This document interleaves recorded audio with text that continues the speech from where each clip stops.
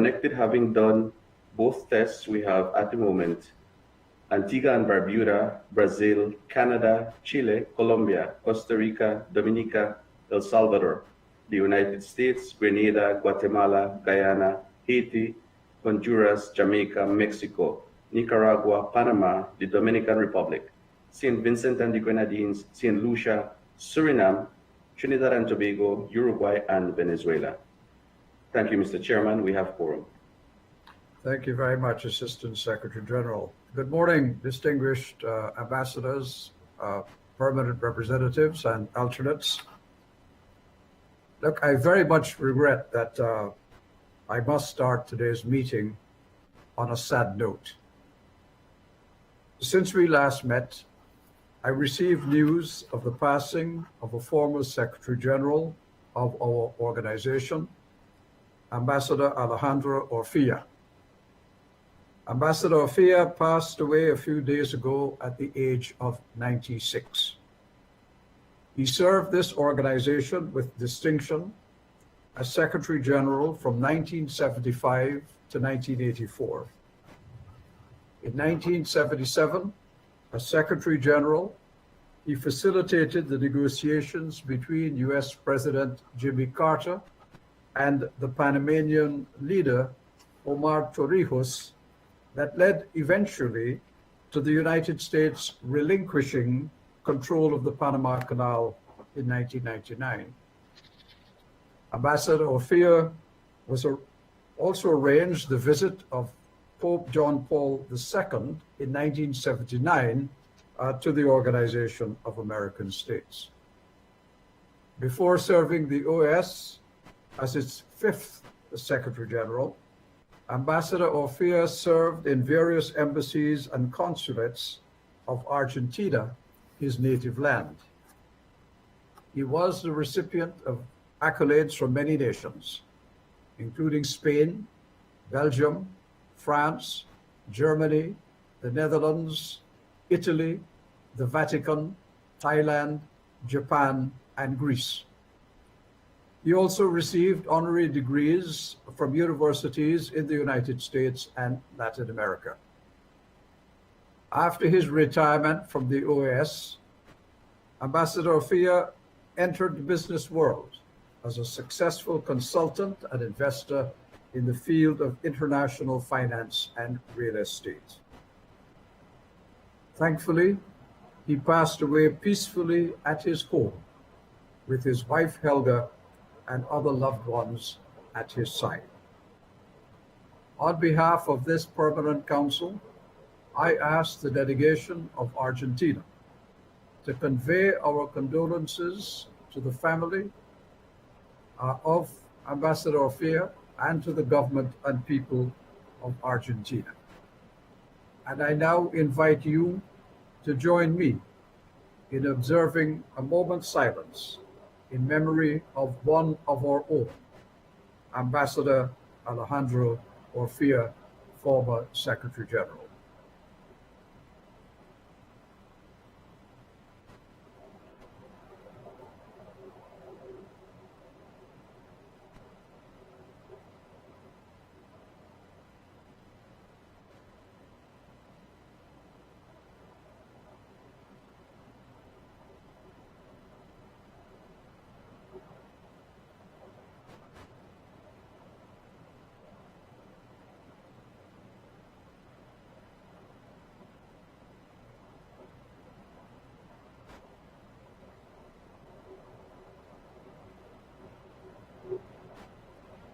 Thank you all very much. Now I formally declare open this regular meeting of the Permanent Council, convened to consider the items contained in the order of business, which is document CP/OD-2326/21. I invite observations from delegations, including any objections. And since I see none, I declare the order of business adopted. We move now, colleagues, to the second item on our agenda, You will recall, following Resolution 1168 and the terms of reference of the Good Office's mission to the Republic of Haiti, as chair of the Permanent Council, I received the report of the mission on Thursday, June 24th, pursuant to the timeline set out in document CP/INF.9005/21. The mission visited Haiti from 8th to 10th June and submitted their report one day ahead of the deadline. The report was submitted in English, and I immediately asked the Secretariat to translate the report and its annexes into French and the other official languages of the organization. I further advised this council that on Monday, June 28th, I formally transmitted the report personally through the Permanent Mission of Haiti to the Organization of American States and asked that it be sent directly to His Excellency Mr. Jovenel Moïse, the President of the Republic of Haiti, ahead of everybody else. Later in the day, in accordance with the procedures this council established in the terms of reference of the mission, I transmitted the same report to the stakeholders of the Haitian Society through the OAS General Secretariat representative in Haiti. I also instructed that all permanent missions be sent the report so that they would have at least a day and a half before this meeting to consult with their capitals. Against this background, I will now offer the floor to the members of the mission to present the findings, conclusions, and recommendations contained in their report. I am sure that the 6 members of the mission would have decided who among them would present the report, and I invite that representative to do so now. The floor is open.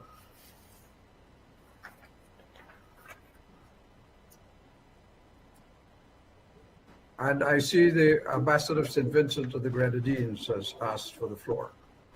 You have the floor.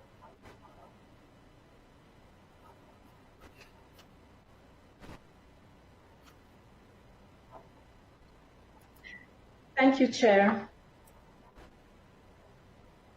Chair of the Permanent Council, Sir Ronald Sanders, Permanent Representative of Antigua and Barbuda, Secretary General, Assistant Secretary General, Excellencies, Alternates, ladies and gentlemen.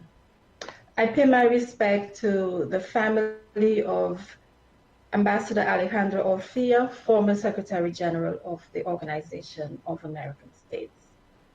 Chair, on behalf of the Permanent Council's Good Office's mission to the Republic of Haiti, I am pleased to present the report of the Permanent Council. The Good Office's mission of the Organization of American States was deployed to Haiti from June 8th to 10th, 2021.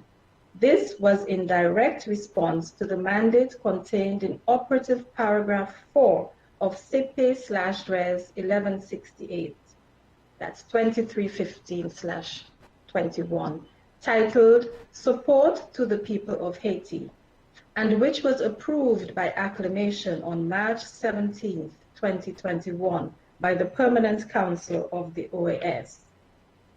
Operative paragraph 4 reads, to welcome the invitation of the President of Haiti, issued to the OAS to send an observation mission for the elections planned for this year, and to offer the good offices of the OAS under the authority of the Permanent Council to facilitate a dialogue that would lead to free and fair elections. End of quote. The members of the OAS Good Offices mission are Ambassador Hugh Adset, Permanent Representative of Canada, Ambassador Alejandra Solano Cabalceta, Permanent Representative of Costa Rica, Ambassador Carlos Hativa, Permanent Representative of Ecuador, Mr. Edward Hartney, Chargé d'Affaires at Interim, Permanent Mission of the United States of America, and Ambassador Luan Gilchrist, Permanent Representative of St. Vincent and the Grenadines. The group was supported by Dr. Jean-Michel Arrigui, Secretary for Legal Affairs of the OAS, and by the local team in Haiti, Mr. Cristobal Dupuy, Special Representative of the Secretary General at the OAS National Office, and Mr. Gerald McElroy, Advisor. The Good Office's mission was guided in its work by the principles enshrined in the Charter of the OAS, including, and I quote, ensuring representative democracy and sustainable democratic institutions, end of quote. To advance this, therefore, the mission framed the context in which the discussion with each interlocutor and group of interlocutors would take place by requesting the following 5 commitments. 1, a commitment to representative democracy in accordance with the Interamerican Democratic Charter. 2, a commitment to free and fair legislative and presidential elections in 2021.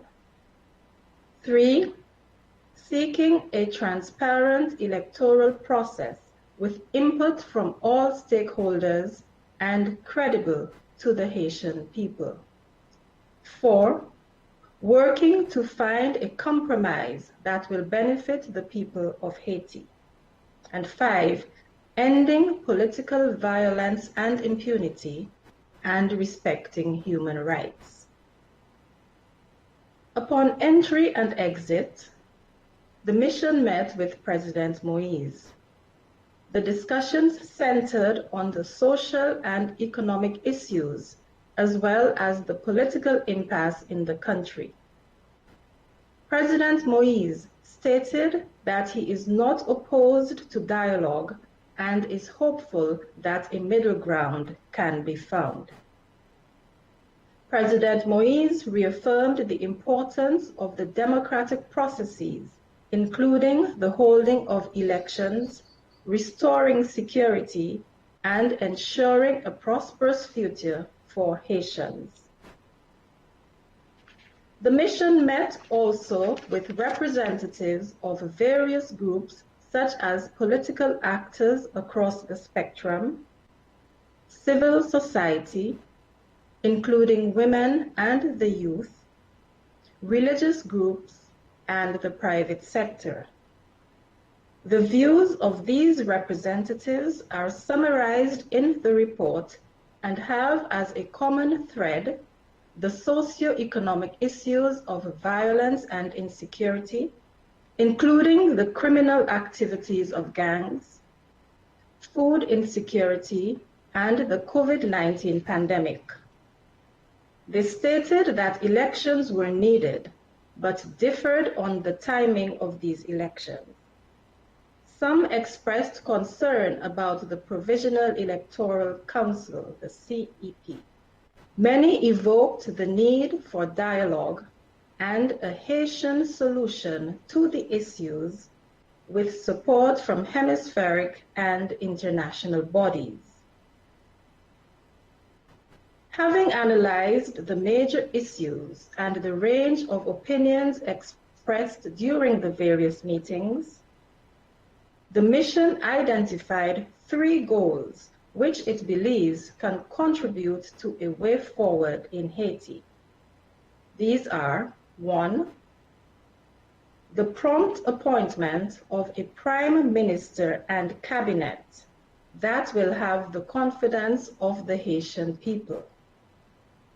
2, that urgent steps be taken to re-establish a climate of security in conformity with human rights obligations. And 3, the appointment, of new members to the Provisional Electoral Council to ensure that the Haitian people have confidence in this critical institution and that local, legislative, and presidential elections are held this year. The mission recommends that the Permanent Council remain seized of the issues in Haiti, and that the Organization of American States accompany the people of Haiti in their efforts in the coming months. It is also recommended that other international actors continue to support the people of Haiti in their efforts to realize their full democratic and human rights, and upon request, should continue supporting efforts to restore security, reduce violence and impunity, and support human rights in Haiti, and should also consider assisting with preparations for the elections, building on the work that has been accomplished to date. In closing, the mission expresses thanks to the government and people of Haiti for the welcome, and thanks the various groups for the meetings during which ideas and opinions were shared openly and frankly. The mission thanks the local OAS team on the ground for hosting, organizing, and supporting the meetings. The mission expresses its gratitude to the Permanent Council for its support and guidance, and for the confidence reposed in the members to conduct this mission. The members of the mission hope that the goals outlined, as well as the recommendations presented, will continue to support the efforts of Haitians to chart a path to a more democratic future. I thank you, Chair. Thank you, Ambassador Gilchrist, for presenting the report of the Good Office's mission, which went to Haiti from 8th to 10th June. Now I'm going to open the floor to other delegations that may wish to comment on this report. And the first request is from Ambassador Bouchit Edmond of Haiti. Ambassador Edmond, you have the floor.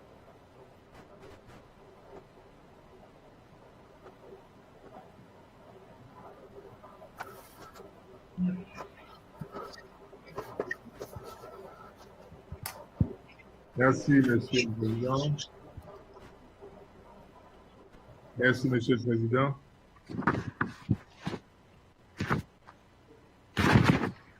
Monsieur le Président du Conseil permanent, Monsieur le Secrétaire général, Monsieur le Secrétaire général adjoint, chers collègues représentants permanents, collègues observateurs permanents, mes chers amis. Permettez-moi d'adresser au nom du gouvernement haïtien, au nom du peuple haïtien et à mon nom propre, mes remerciements les plus sincères aux distingués membres de la mission de bons offices qui a effectué un travail ardu et louable en si peu de temps dans mon pays. De même, le gouvernement de la République d'Haïti salue l'engagement sans équivoque du Conseil permanent de notre organisation, ainsi que ceux du secrétariat général qui ont respectivement mandaté et supporté la mission de bons offices en Haïti. Mesdames et messieurs, les membres de la mission, et Monsieur le secrétaire général, vos efforts représentent la meilleure expression de solidarité dans la poursuite des idéaux de dialogue, de paix, de développement durable et de respect des principes démocratiques de la charte de notre organisation hémisphérique. Nous accueillons favorablement ce rapport qui, conformément à la charte démocratique, supporte l'organisation des élections comme seul moyen d'accéder au timon des affaires de l'État. Le rapport rejette toute tentative de coup d'État pour installer un gouvernement de transition. Au niveau du gouvernement haïtien, nous œuvrons pour que cette action collective se solde par un dialogue interhaïtien inclusif et par la conclusion sans délai d'un accord politique sur les grands défis favorisant à terme le retour de la concorde, de la stabilité politique et de la sécurité.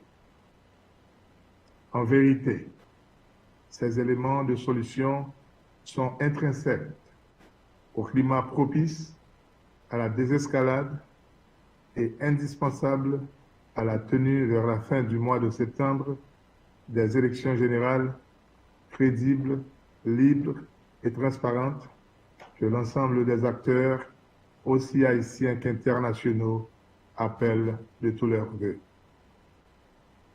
En fait, le Conseil électoral a publié son calendrier électoral définitif.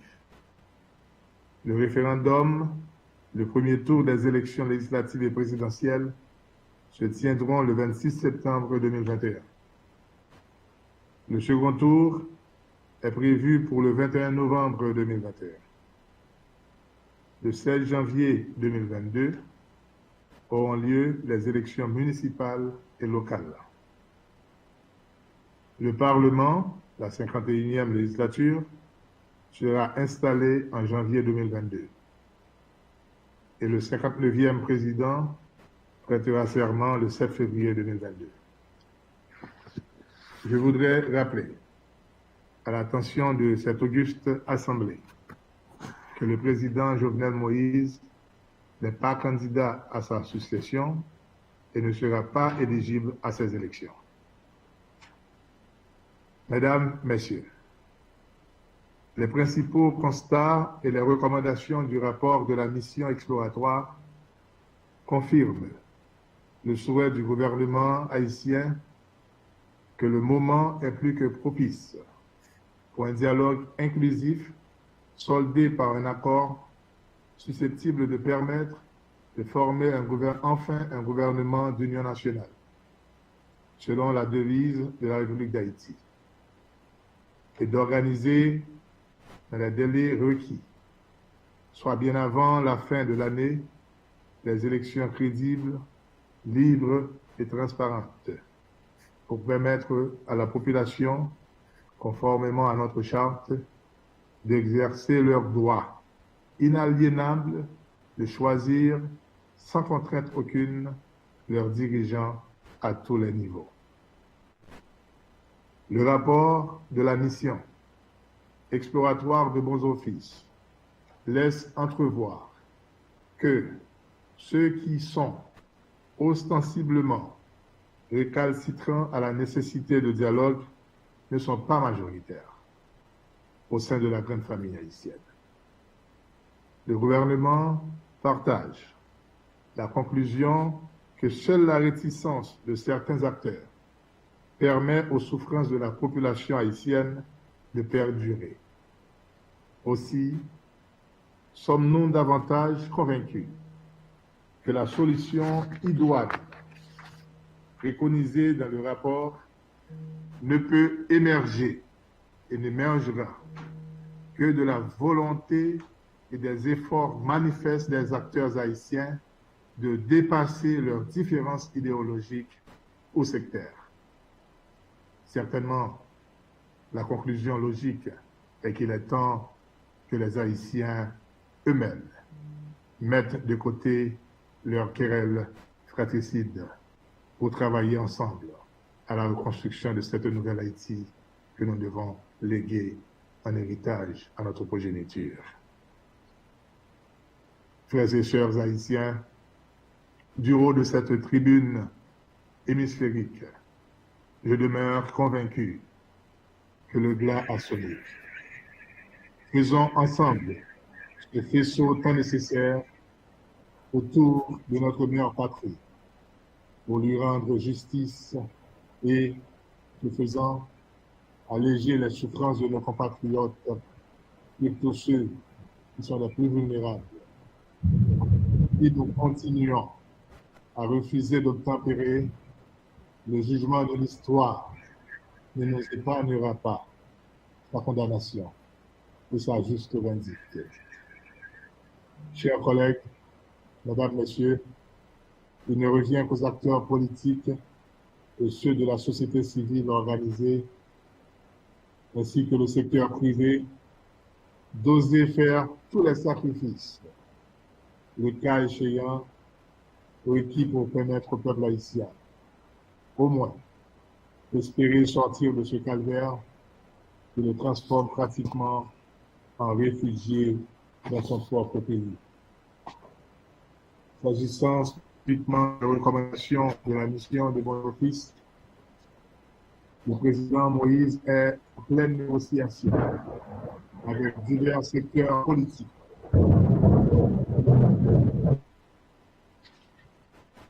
pour un accord politique inclusif devant aboutir à la nomination d'un Premier ministre chargé de former un gouvernement d'union nationale, et les échanges vont bon train et un consensus doit être trouvé sous peu. C'est-à-dire, d'ici la fin de cette semaine, on doit avoir un nouveau gouvernement. Pour la sécurité, le gouvernement a augmenté de 53% le budget de la police nationale et a fait l'acquisition d'équipements pour permettre à la police de démanteler des gangs. D'autres matériels ont été déjà commandés et le gouvernement d'Haïti actuellement est en train de négocier avec certains partenaires internationaux en vue de développer un mode opératoire efficace de lutte contre les gangs armés qui sont sponsorisés par des secteurs puissants et d'intérêt. Le gouvernement travaille au rétablissement de l'environnement sécuritaire. Il est temps que les familles haïtiennes cessent de pleurer. Surtout, cessent de voir leurs enfants assassinés toute la journée par des gangs sans pitié. Nous ne voulons pas ça pour notre pays. Et le gouvernement, la police nationale, y travaille. Il est plus qu'urgent de trouver ce moyen pour lutter efficacement contre les gangs armés et aussi aboutir à un armement de notre pays. En ce qui a trait à la troisième mesure, c'est plutôt au processus électoral. Le président de la République a suivi à la lettre les provisions de l'article 289 de la Constitution et a écrit à l'ensemble des secteurs pour la formation du Conseil électoral chargé d'organiser les élections. Comme vous le savez, certains secteurs sont opposés à l'organisation des élections. La Constitution de notre pays ne donne à personne le droit de veto pour bloquer l'organisation des élections visant le renouvellement du personnel politique. C'est pourquoi l'article 289.2 de la Constitution stipule: en cas d'abstention d'un corps ou organisation susvisée, l'exécutif comble la ou les vacances. Le secteur, selon la Constitution, est invité à choisir un membre pour former le conseil. Ce secteur refuse de participer. L'exécutif a l'obligation constitutionnelle, selon l'article 289.2, à remplir cette vacance. Le gouvernement de la République d'Haïti compte sur l'engagement continu du Conseil permanent ainsi que sur les apports des autres instances internationales, notamment la communauté des États de la Caraïbe, CARICOM, et l'Organisation des Nations Unies, pour garantir l'implémentation immédiate de l'accord politique tant souhaité, pour fournir un appui technique au niveau du gouvernement, ainsi que pour observer le processus électoral, et aussi et surtout pour favoriser un climat de sécurité permettant au peuple haïtien de participer pleinement au scrutin successif. À cet effet, la République d'Haïti se réjouit que le Conseil permanent général et la mission de bons offices, en particulier, demeurent saisis de la situation politique et de sécurité. Il reste aux acteurs haïtiens de saisir l'ampleur de la crise économique, politique, sanitaire et sociale, ainsi que ses effets néfastes sur la sécurité alimentaire, physique et la dégradation de la situation humanitaire. Le moment est donc propice pour un sursaut patriotique, civique et humanitaire. Monsieur le Président, avant de terminer, je voudrais profiter de l'occasion pour dire quelques mots sur la crise sanitaire que beaucoup de nos pays de la région confrontent, notamment en ce qui a trait à l'accès au vaccin. C'est pourquoi je voudrais profiter de l'occasion pour féliciter le gouvernement des États-Unis d'Amérique d'avoir accepté de partager avec quelques pays de la région des vaccins en vue d'accélérer le processus de vaccination des populations les plus vulnérables. Je fais appel aussi au Fonds monétaire international, à la Banque mondiale, à la Banque interaméricaine de développement et aussi à l'Organisation mondiale de la santé, pour qu'ils puissent doubler leurs efforts en vue d'aider à l'obtention et à la distribution équitable des vaccins aux pays nécessiteux. Monsieur le Président, je vous remercie.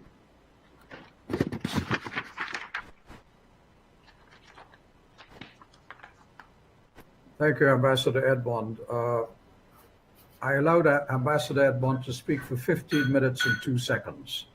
That is more than twice the agreed length of time that we allocated for any intervention, which is 7 minutes, as you know. So I'm going to appeal to other delegations that may wish to speak on this matter to please contain yourself within the 7-minute period, and any further interventions by Ambassador Edmond that he may wish to make, I would plead with him to make sure that, having taken 15 minutes of time already, that any other comments he may wish to make would be much shorter. I now give the floor to the Ambassador of Chile, Ambassador Court.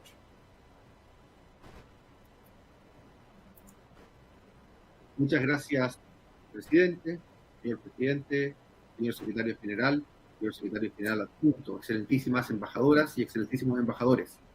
Quisiéramos agradecer el informe de la misión de buenos oficios del Consejo Permanente a la República de Haití. Sabemos que es el resultado de un trabajo serio y comprometido con la democracia y el progreso en ese país. Al mismo tiempo, permítanos expresar nuestro reconocimiento a todos los integrantes de la misión por su profesionalismo y sentido del deber. Destacamos asimismo la disponibilidad del gobierno haitiano para recibir a la delegación y facilitar su trabajo. Esta misión es una demostración de que la OEA puede ser un factor de encuentro y de progreso en la región. Señor presidente, creemos que el compromiso de la organización con Haití debe ser continuo y ello nos obliga a pensar en cómo proseguir en conjunto con el gobierno y pueblo haitiano. La delegación de Chile está disponible para contribuir en conjunto con los demás miembros de este Consejo. He dicho, presidente, muchas gracias. Thank you very much, Ambassador Court. And now I give the floor to the distinguished Ambassador of Panama.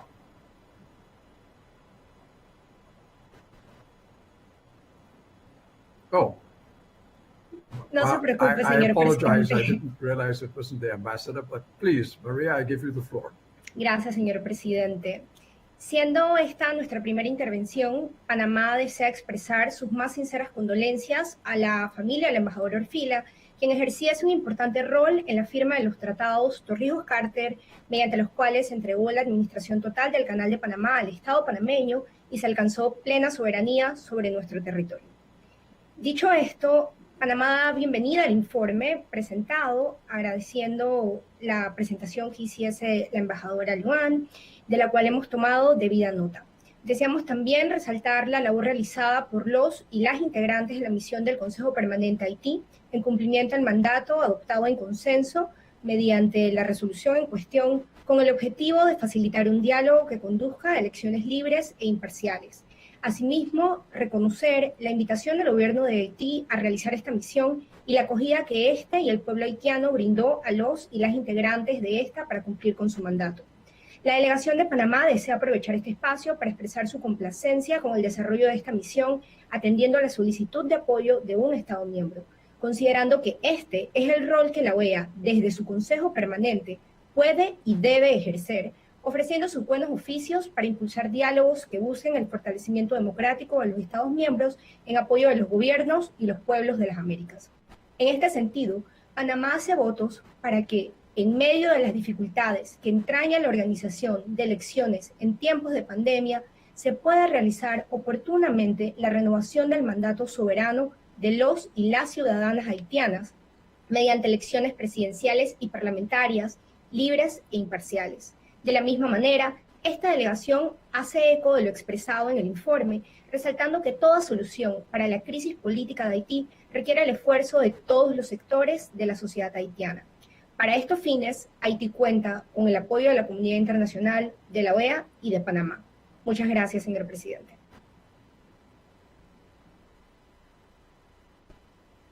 Thank you very much, the distinguished representative of Panama. And now I give the floor to the distinguished ambassador, my friend from St. Lucia, Ambassador Anton Edmonds. You have the floor, sir.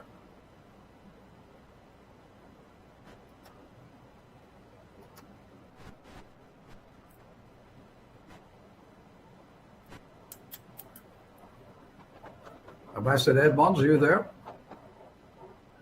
No, he requested the floor, but something happened. He's requesting now. Ambassador, could you? I'm sorry. Ambassador, could you please request the floor again?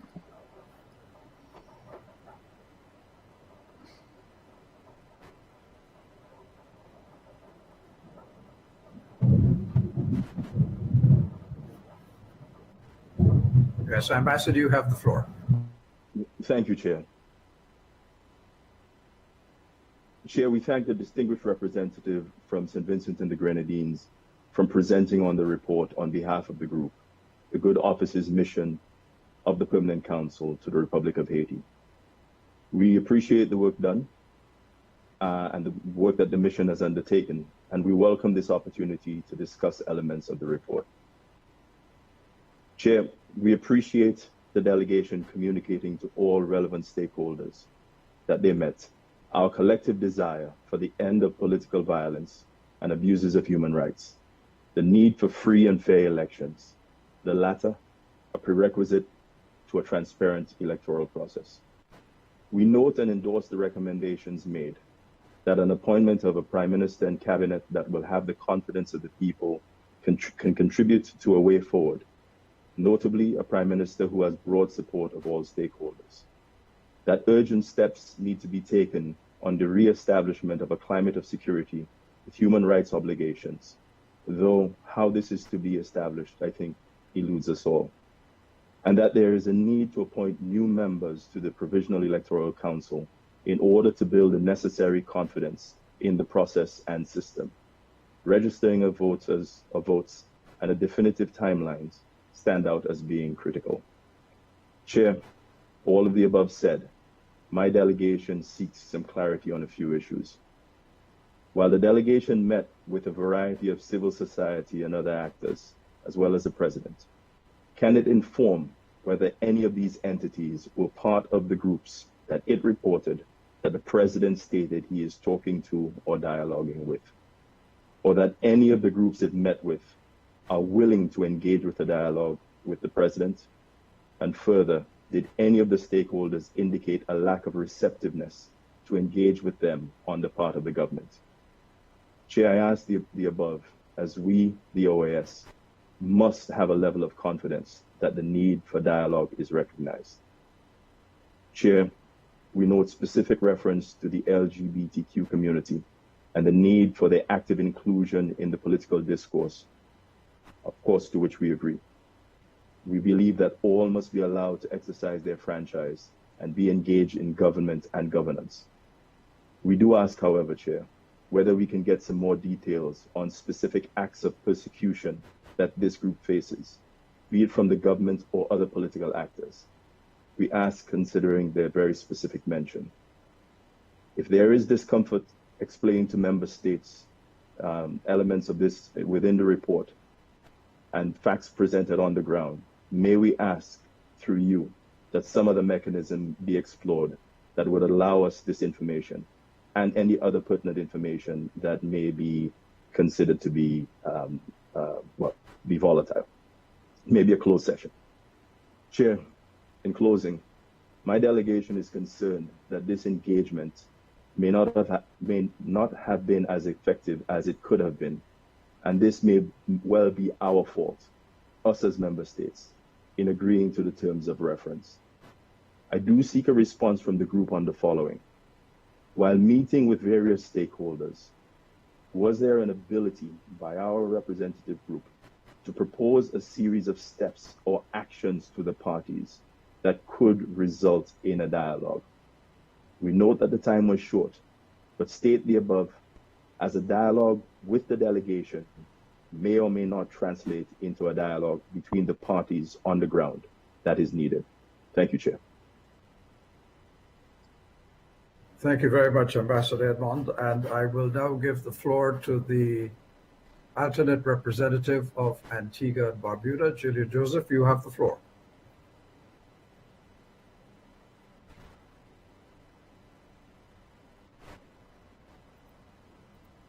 Thank you, Mr. Chair.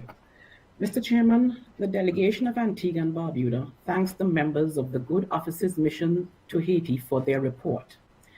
We commend the willingness to enter the situation in Haiti, which always required trust and confidence from the Haitian stakeholders.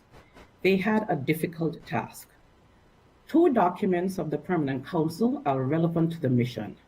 They are Resolution CP/Res 1168, 2315/21, and terms of reference CP.5705/21 Rev 2 of 2nd May 2021. The relevant sections of both those documents called for the Good Office's mission to facilitate a dialogue between the President and stakeholders in Haiti.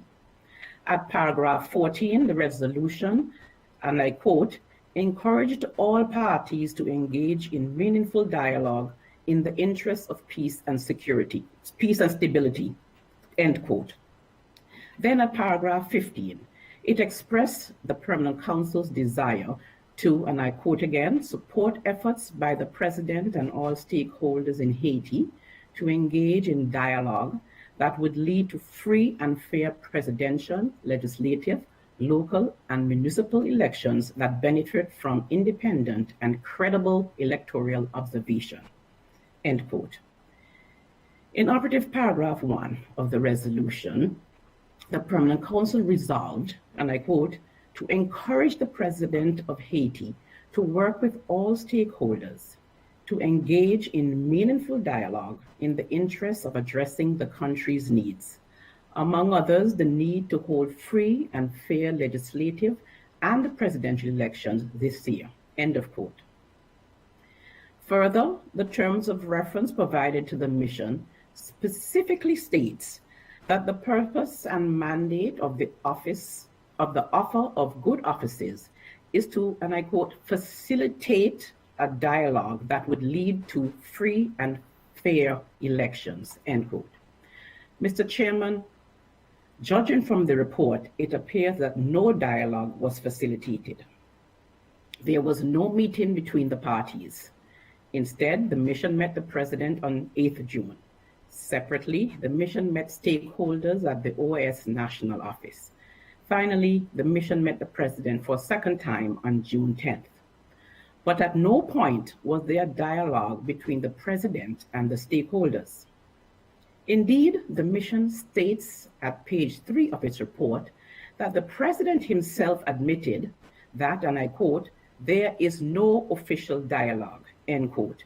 But he continues to speak to political and private sectors that he did not identify. The mission identified 3 goals that it believes can contribute to a way forward. And I quote, prompt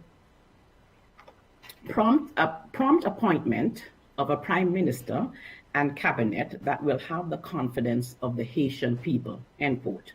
However, the mission does not identify how such appointments can be achieved by mid-July without genuine dialogue and engagement of all stakeholders.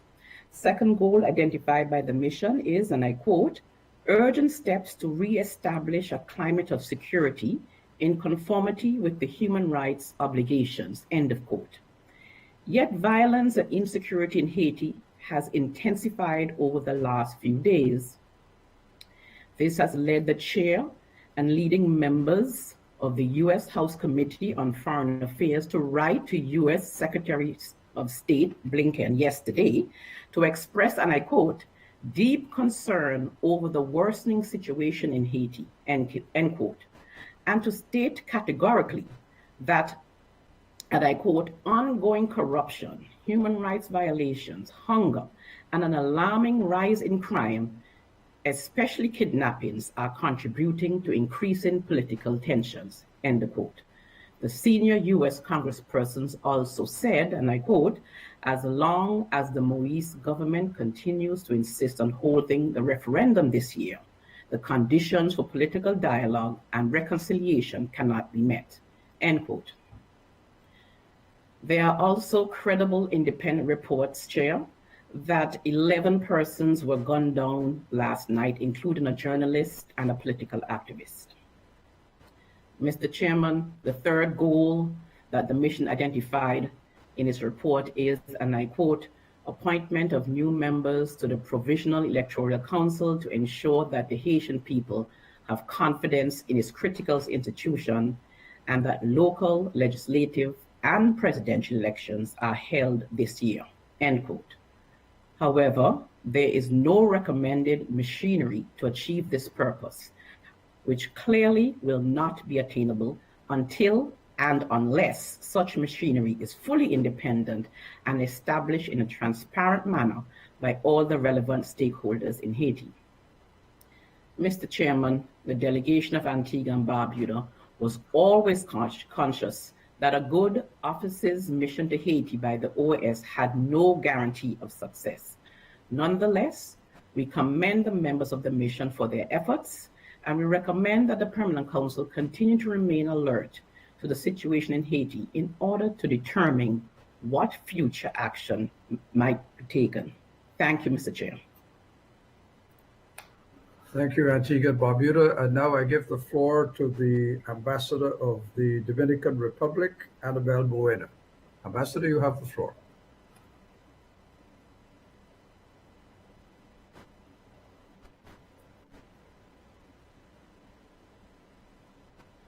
Presidente, la delegación dominicana primeramente desea agradecer la presentación del informe de la misión de buenos oficios del Consejo Permanente de la OEA, llevada a cabo del 8 al 10 de junio del 2021 en Puerto Príncipe, Haití, así como a los colegas embajadores de Canadá, Costa Rica, Ecuador, San Vicente y las Grenadinas y Estados Unidos por su entrega y dedicación para esa causa tan importante para nuestro hemisferio, quienes fueron apoyados además por la Secretaría General de la OEA. El informe presentado en el día de hoy muestra que la República de Haití todavía tiene grandes desafíos para la realización de elecciones libres, justas e imparciales antes de fines del 2021.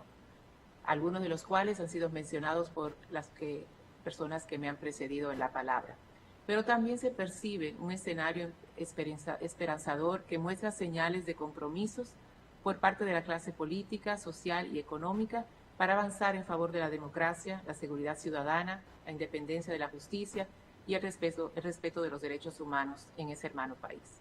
Valoramos la disponibilidad y compromisos asumidos por el presidente Jovenel Moïse para que haya un proceso democrático en Haití que concluya con una transición en febrero del próximo año 2022, previa a la cual consideramos importante seguir las recomendaciones de la misión de nuestro Consejo Permanente, principalmente respecto al pronto nombramiento de un primer ministro y un gabinete que cuente con la confianza del pueblo haitiano, la adopción de medidas urgentes para restablecer un clima de seguridad, de conformidad con las obligaciones en materia de derechos humanos y el nombramiento de nuevos integrantes del Consejo Electoral Provisional.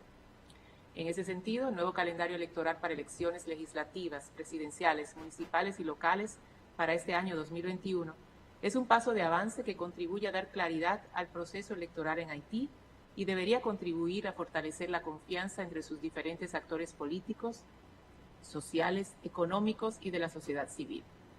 Al igual que señala el informe, hacemos un llamado a la comunidad internacional a que continúe apoyando a Haití y al pueblo haitiano en sus esfuerzos para gozar plenamente de sus derechos democráticos, a través de nuevas inversiones que generen más empleos, cooperación y asistencia técnica que contribuya a su fortalecimiento institucional y al desarrollo de la infraestructura necesaria para mejorar su competitividad y encaminarse por el camino del desarrollo y de la estabilidad.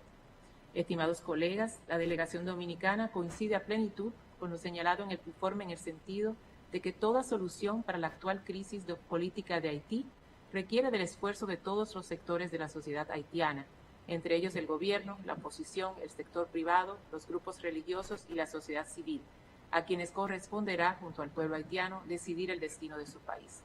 Por último, apoyamos la recomendación de la misión para que el Consejo Permanente se mantenga informado sobre los avances realizados y que la OEA continúe acompañando al pueblo haitiano en sus esfuerzos de los próximos días, semanas y meses venideros. Muchas gracias, señor presidente. Thank you very much, Dominican Republic. And now I give the floor to Luis Alvarado, the distinguished ambassador of Nicaragua. Luis, you have the floor.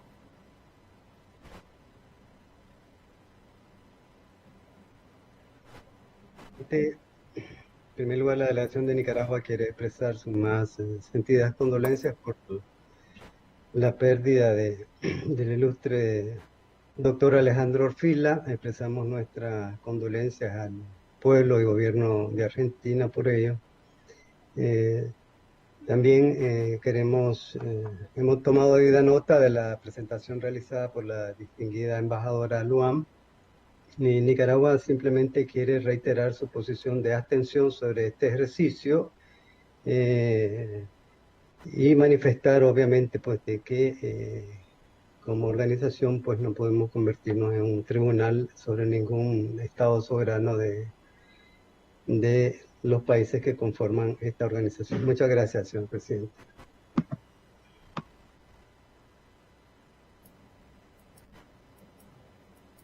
Thank you very much, Ambassador. And now I give the floor to the interim representative of the United States of America, Mr. Brad Fritton. You have the floor.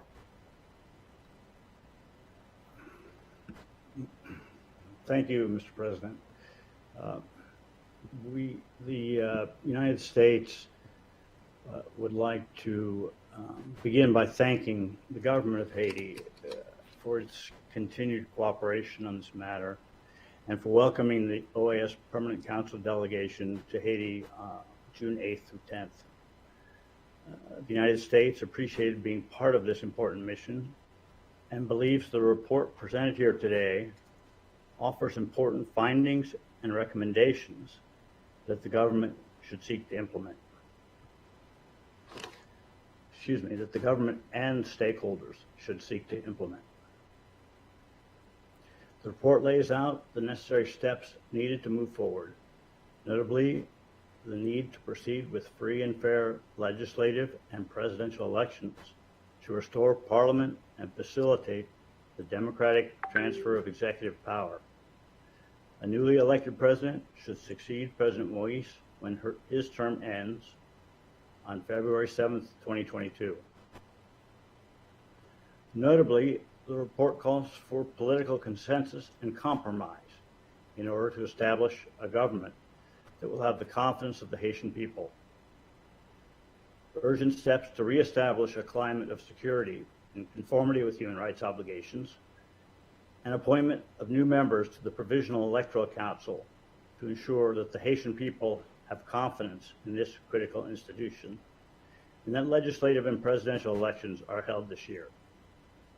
All of these recommendations are critical for successful elections in Haiti.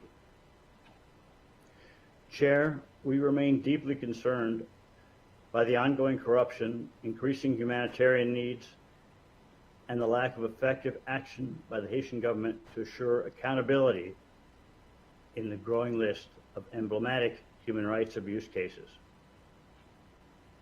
Further, despite the Haitian government's commendable September 2020 decision to increase the budget of the Haitian National Police, we remain concerned by a lack of resources devoted to law enforcement in a country that is plagued by gang violence. A number of incidents have highlighted the challenges facing the Haitian National Police in restoring and maintaining order throughout the Port-au-Prince metropolitan area.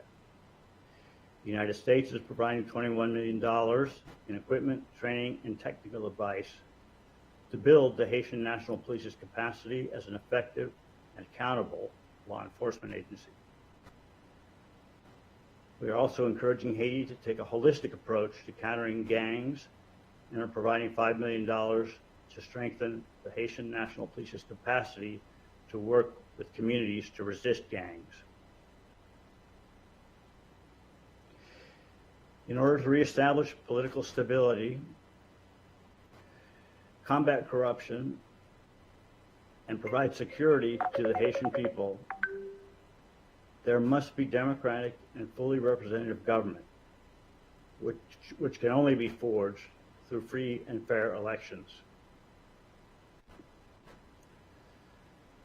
We will continue to press President Moïse to move forward with plans to hold legislative and presidential elections this year, which is also laid out very clearly in the report we have before us today. The Haitian people deserve the opportunity to elect their leaders and restore Haiti's democratic institutions. The only way out of presidential rule by decree is the conduct of free and fair legislative elections, so Parliament can resume its constitutional role.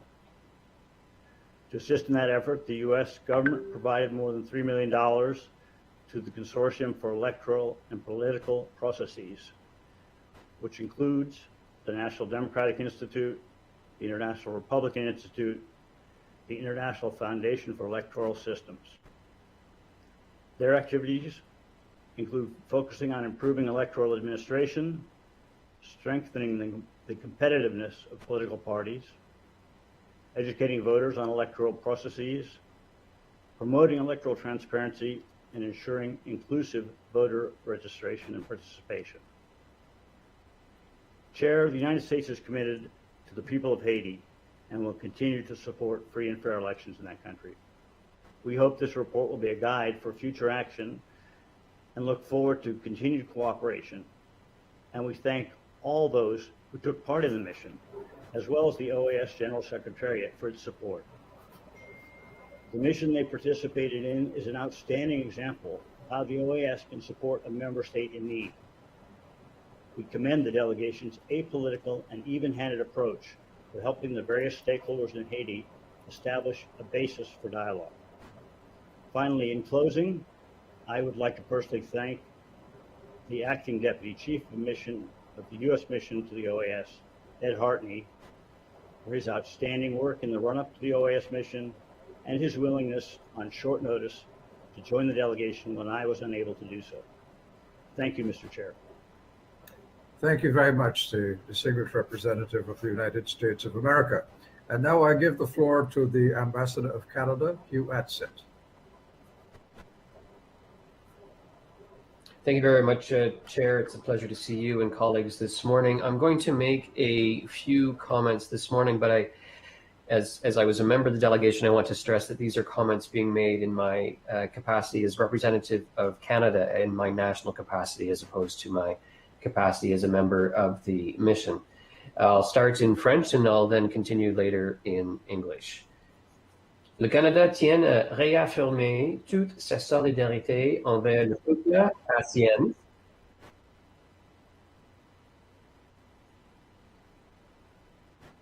Chaque jour qui subit chaque jour les contre-coups de la crise politique qui perdure et la détérioration du climat sécuritaire. Encore une fois, ce sont avant tout les populations vulnérables qui sont les plus directement touchées par cette situation insoutenable, tout particulièrement les femmes et les enfants.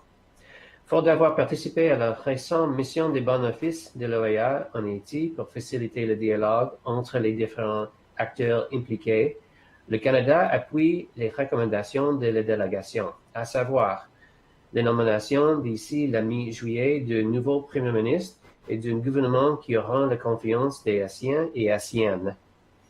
La prise des mesures urgentes pour rétablir un climat sécuritaire et la nomination du nouveau conseil électoral provisoire qui recevra l'aval de toutes les parties prenantes. Dans la continuité de cette mission, nous encourageons tous les acteurs à s'engager rapidement dans un dialogue nécessaire à l'établissement d'un accord politique vers l'organisation d'élections libres et équitables en 2021. Les modalités concernant la nomination du nouveau gouvernement qui pourrait permettre la diminution des dissensions politiques et la création d'un nouveau Conseil électoral provisoire doivent être incluses dans cette entente. La mise en place d'un dialogue politique transparent et inclusif entre les secteurs concernés en Haïti dans un esprit de compromis ne doit cependant pas constituer un motif de retard ou une alternative à la tenue des élections. I'll continue in English. With regard to security, Canada is deeply concerned by the clashes between armed gangs, which have persisted and have been spreading for a month in several districts in Port-au-Prince, as well as the growing number of internally displaced persons have been caused by this violence. Aware that the worsening security situation is impacting the creation of an acceptable environment for the holding of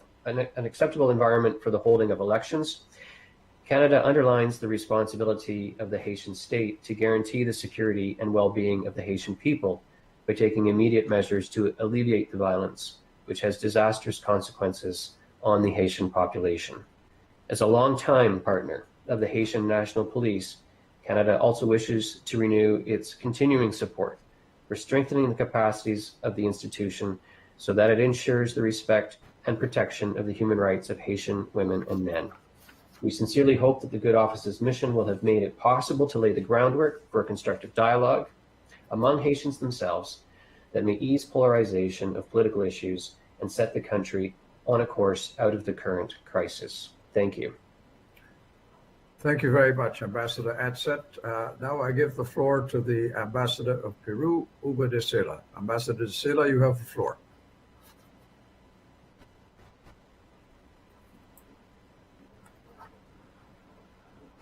Muchas gracias, señor presidente. Buenos días con todos.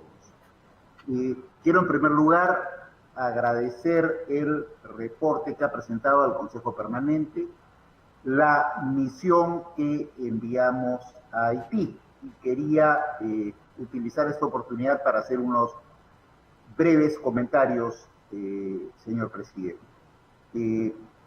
Quiero en primer lugar resaltar el trabajo balanceado que ha hecho la misión y la presentación de un informe que contiene recomendaciones muy prácticas, recomendaciones muy concretas que nos indican un camino a seguir para contribuir al fortalecimiento de la democracia en Haití. Creo, señor presidente, que este ha sido un buen primer paso.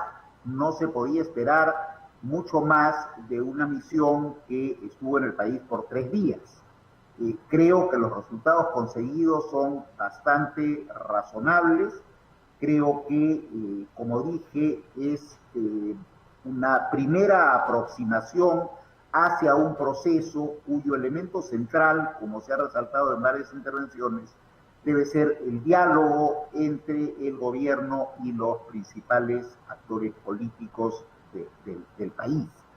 Y ese diálogo, como lo han expresado los mismos haitianos, señor presidente, debe estar dirigido a hacer posible que las elecciones que están previstas se lleven a cabo con todas las garantías democráticas y en un marco general en el cual los problemas de violencia que lamentablemente está sufriendo el país se vean de alguna manera solucionados. Se trata, en última instancia, señor presidente, de fortalecer la democracia y el respeto a los derechos humanos en uno de nuestros países miembros.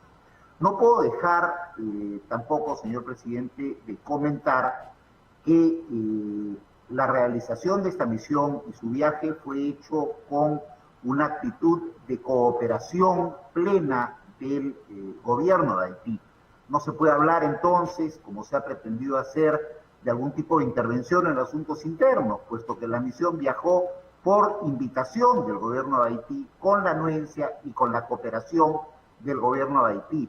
Me parece entonces peligroso tratar de desnaturalizar la característica central de esta misión, que fue una misión de apoyo a Haití y de cooperación con ese país miembro de la organización. Quiero finalizar, señor presidente, estas palabras diciendo que la misión del Perú continuará ofreciendo su apoyo a las tareas que llevará a cabo, que ha llevado a cabo y que llevará a cabo la organización para el fortalecimiento de la democracia en ese país miembro. Muchas gracias, señor presidente.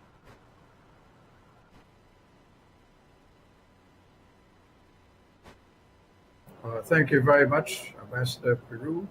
Venezuela, I now give the floor to the distinguished Ambassador of Mexico and my friend, Ambassador Baños Rivas.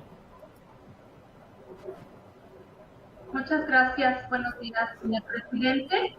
La misión de México lamenta el fallecimiento del exsecretario general de la OEA, Alejandro Orfila, a quien siempre recordaremos como el facilitador de la suscripción de los acuerdos Torrijos-Carter. Mi delegación agradece la presentación del informe de la misión de buenos oficios del Consejo Permanente de la OEA en la República de Haití y toma nota de su contenido reconociendo el trabajo realizado. Como se advierte en esta ocasión, con una actitud adecuada, la OEA puede ser un facilitador de las crisis políticas en nuestra región.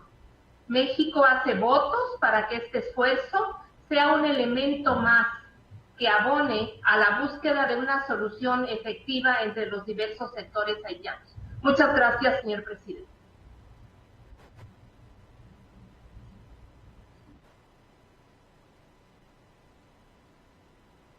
Thank you very much, Ambassador. Now on my list, I have Paraguay. The alternate representative of Paraguay, you have the floor.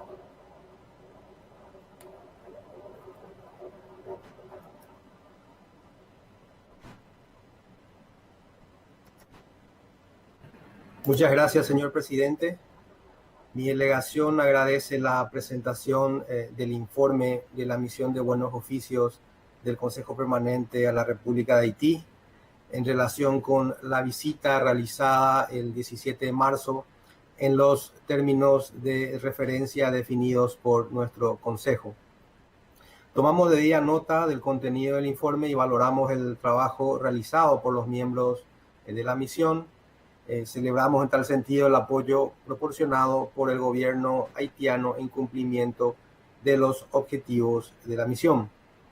Asimismo, exhortamos a que las recomendaciones que han surgido de esta iniciativa sean tomadas en cuenta por el gobierno de Haití, en atención a que no caben dudas de que un diálogo incluyente e inclusivo son necesarios para culminar un proceso eleccionario de manera exitosa.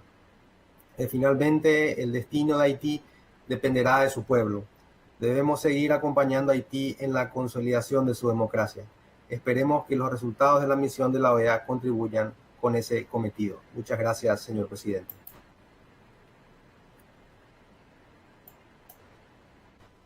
Thank you very much, Mr. Martinez. Now I give the floor to the Ambassador of Uruguay, Washington Abdallah. You have the floor, sir.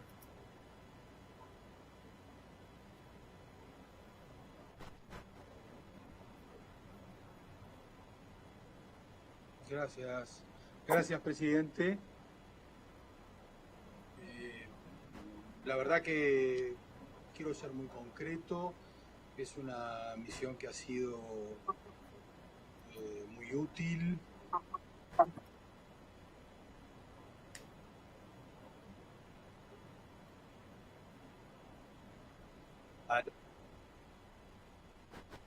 Pour nous, la mission de Bons Offices a fait un travail merveilleux. C'est vraiment clair dans tout cas qu'on a besoin d'un nouveau conseil électoral et la mission est vraiment précise dans ça. Pour nous aussi, c'est vraiment important de rencontrer tous les acteurs involucrés. On a besoin de ça pour rencontrer le consensus. Pour nous aussi, c'est vraiment important de regarder que les thèmes, tous les problèmes de la sécurité ont été travaillés et on a besoin de ça. On a besoin de ça. On a pris l'attention de ce qui a dit le Canada et les États-Unis. Vraiment, le dialogue, c'est nécessaire pour rencontrer une ligne constructive. Je voudrais remercier à tous ceux qui ont travaillé. L'Uruguay a cette attitude.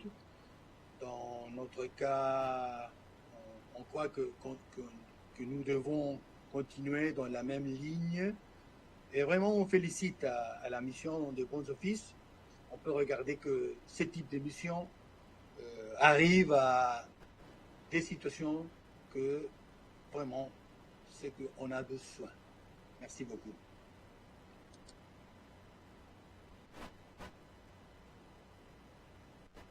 Thank you very much, Ambassador. And I give the floor now to our final speaker, Pedro Montenegro of Brazil. You have the floor.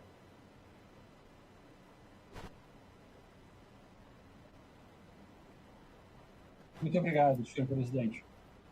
Gostaríamos de agradecer, primeiramente, a delegação de São Vicente e Granadinas pela apresentação do relatório da missão de Bons Ofícios do Conselho Permanente ao Haiti. Agradecemos também aos demais membros da missão, a qual desenvolveu, a convite do governo daquele país, um trabalho fundamental para apoiar todos os atores políticos haitianos na busca de soluções consensuais e democráticas para a situação enfrentada pelo país. Assim como a missão de Bons Ofícios, o Brasil continua a defender a necessidade de um acordo mínimo para viabilizar o cumprimento do calendário eleitoral e garantir a realização de eleições livres, justas e democráticas no país. Acreditamos que devem ser evitados todos os esforços para assegurar a estabilidade institucional e, no momento certo, uma transição pacífica de poder. Esperamos que todos os atores políticos relevantes possam se engajar em negociações que contribuam para a obtenção dos compromissos necessários para salvaguardar a institucionalidade do país. Muito obrigado, senhor presidente.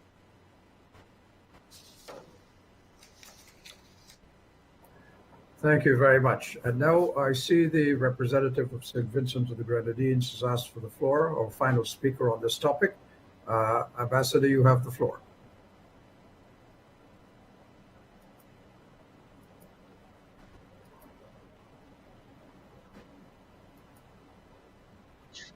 Thank you, Chair. I take the floor once again, with your permission, to advise on behalf of the members of the mission that we take note of the questions posed and of the concerns raised in respect of the report. We therefore commit to submitting to the Permanent Council by the end of this week in written format supplementary information, including the challenges encountered in Haiti. Chair, we respectfully submit that this was a good officer's mission as opposed to a mediation mission, hence the tenor of the report. With respect, Chair, thank you very much. Thank you very much. Ambassador Edmond has asked for the floor, and as I said before, I hope that he will keep his remarks at this point as short as possible, having had 15 minutes to speak earlier. Ambassador Edmond, you have the floor.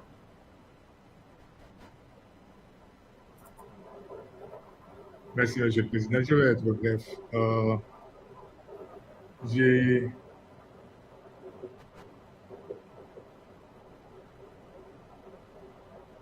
Je crois que l'ambassadeur de Saint-Vincent et le Grenadine vient de clarifier un point que j'allais faire aussi.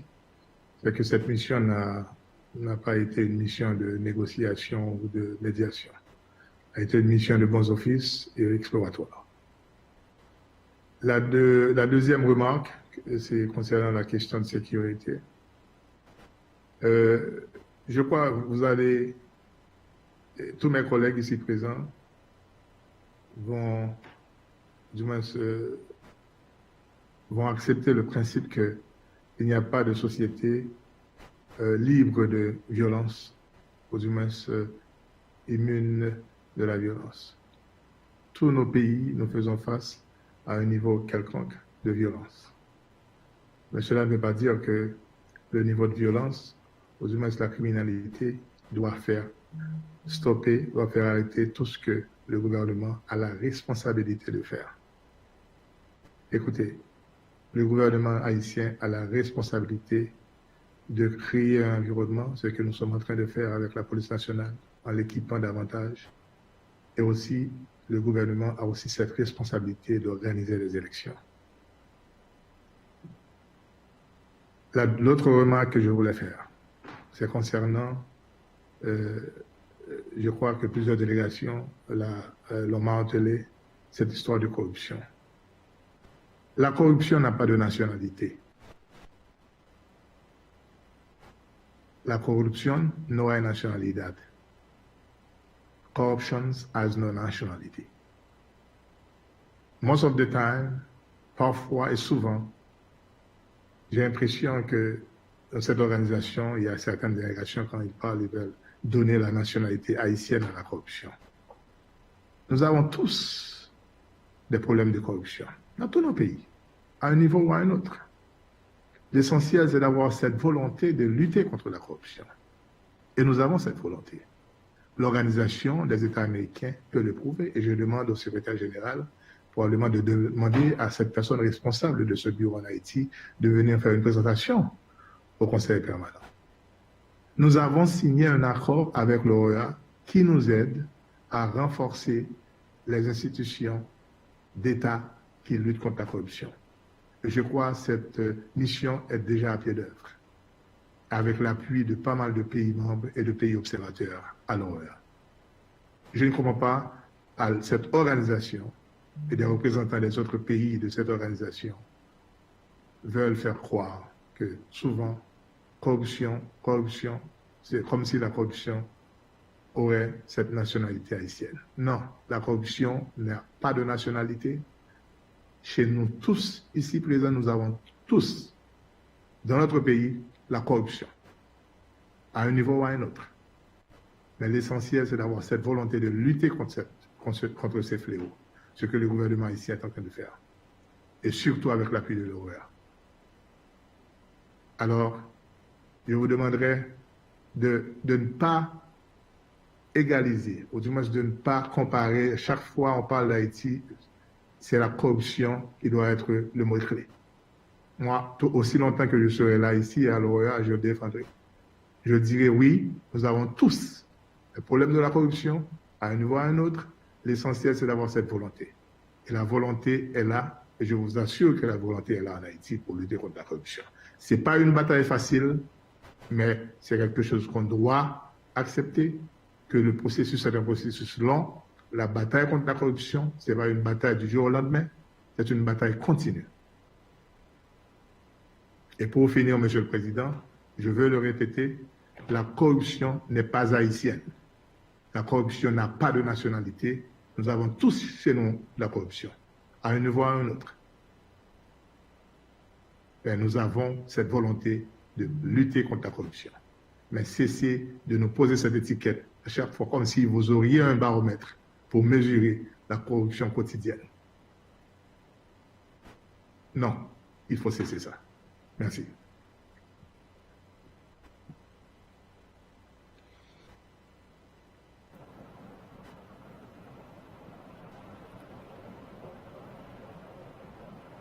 On the Permanent Council's behalf, I want to thank the members of the Good Office's mission, which was set up to facilitate a dialogue between the parties in Haiti. Their work was appreciated, and the timely completion of their report even more so. As requested by the mission, the Permanent Council will remain seized of the situation in Haiti and receive regular updates on the implementation of the recommendations in the report. Gratitude is also expressed to the delegations that made comments at this meeting. Due note has been taken by the Secretariat of all the comments, and they will be included in the minutes of this meeting. There being no objection to that, I regard it as agreed, and so it is agreed. Thank you very much. Now we move on to the next item on our agenda, which is the presentation of the annual report of the Panamerican Institute of Geography and History to the 51st regular session of the General Assembly.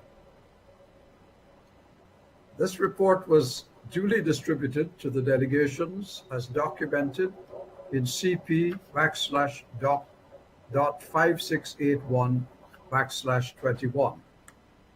We recall that under Article 91F of the Charter of the organization, the Permanent Council must also, and I quote, consider the reports of the Interamerican Council for Integral Development, of the Interamerican Juridical Committee, of the Interamerican Commission on Human Rights, of the General Secretariat, of specialized agencies and conferences, and of other bodies and agencies, and present to the General Assembly any observations and recommendations it deems necessary. I welcome Mr. Cesar Fernando Rodriguez Tomeo, the Secretary General of the Panamerican Institute of Geography and History, and I'm very pleased to give him the floor. Mr. Secretary General, you have the floor, sir. Muchas gracias, señor presidente. Un gusto en saludarlos. El Instituto Panamericano de Geografía e Historia, IPGH, fue fundado el 7 de febrero de 1928. Su misión es fomentar, coordinar y difundir los conocimientos científico-técnicos en las áreas de cartografía, geografía, historia y geofísica. Cuenta con 21 Estados miembros y 5 países observadores permanentes. La sede de la Secretaría General se encuentra en Ciudad de México desde 1930. A modo de sumario, mi presentación abarcará 2 puntos. En primer lugar, una síntesis de las acciones realizadas en las 3 áreas: científica, administrativa y financiera.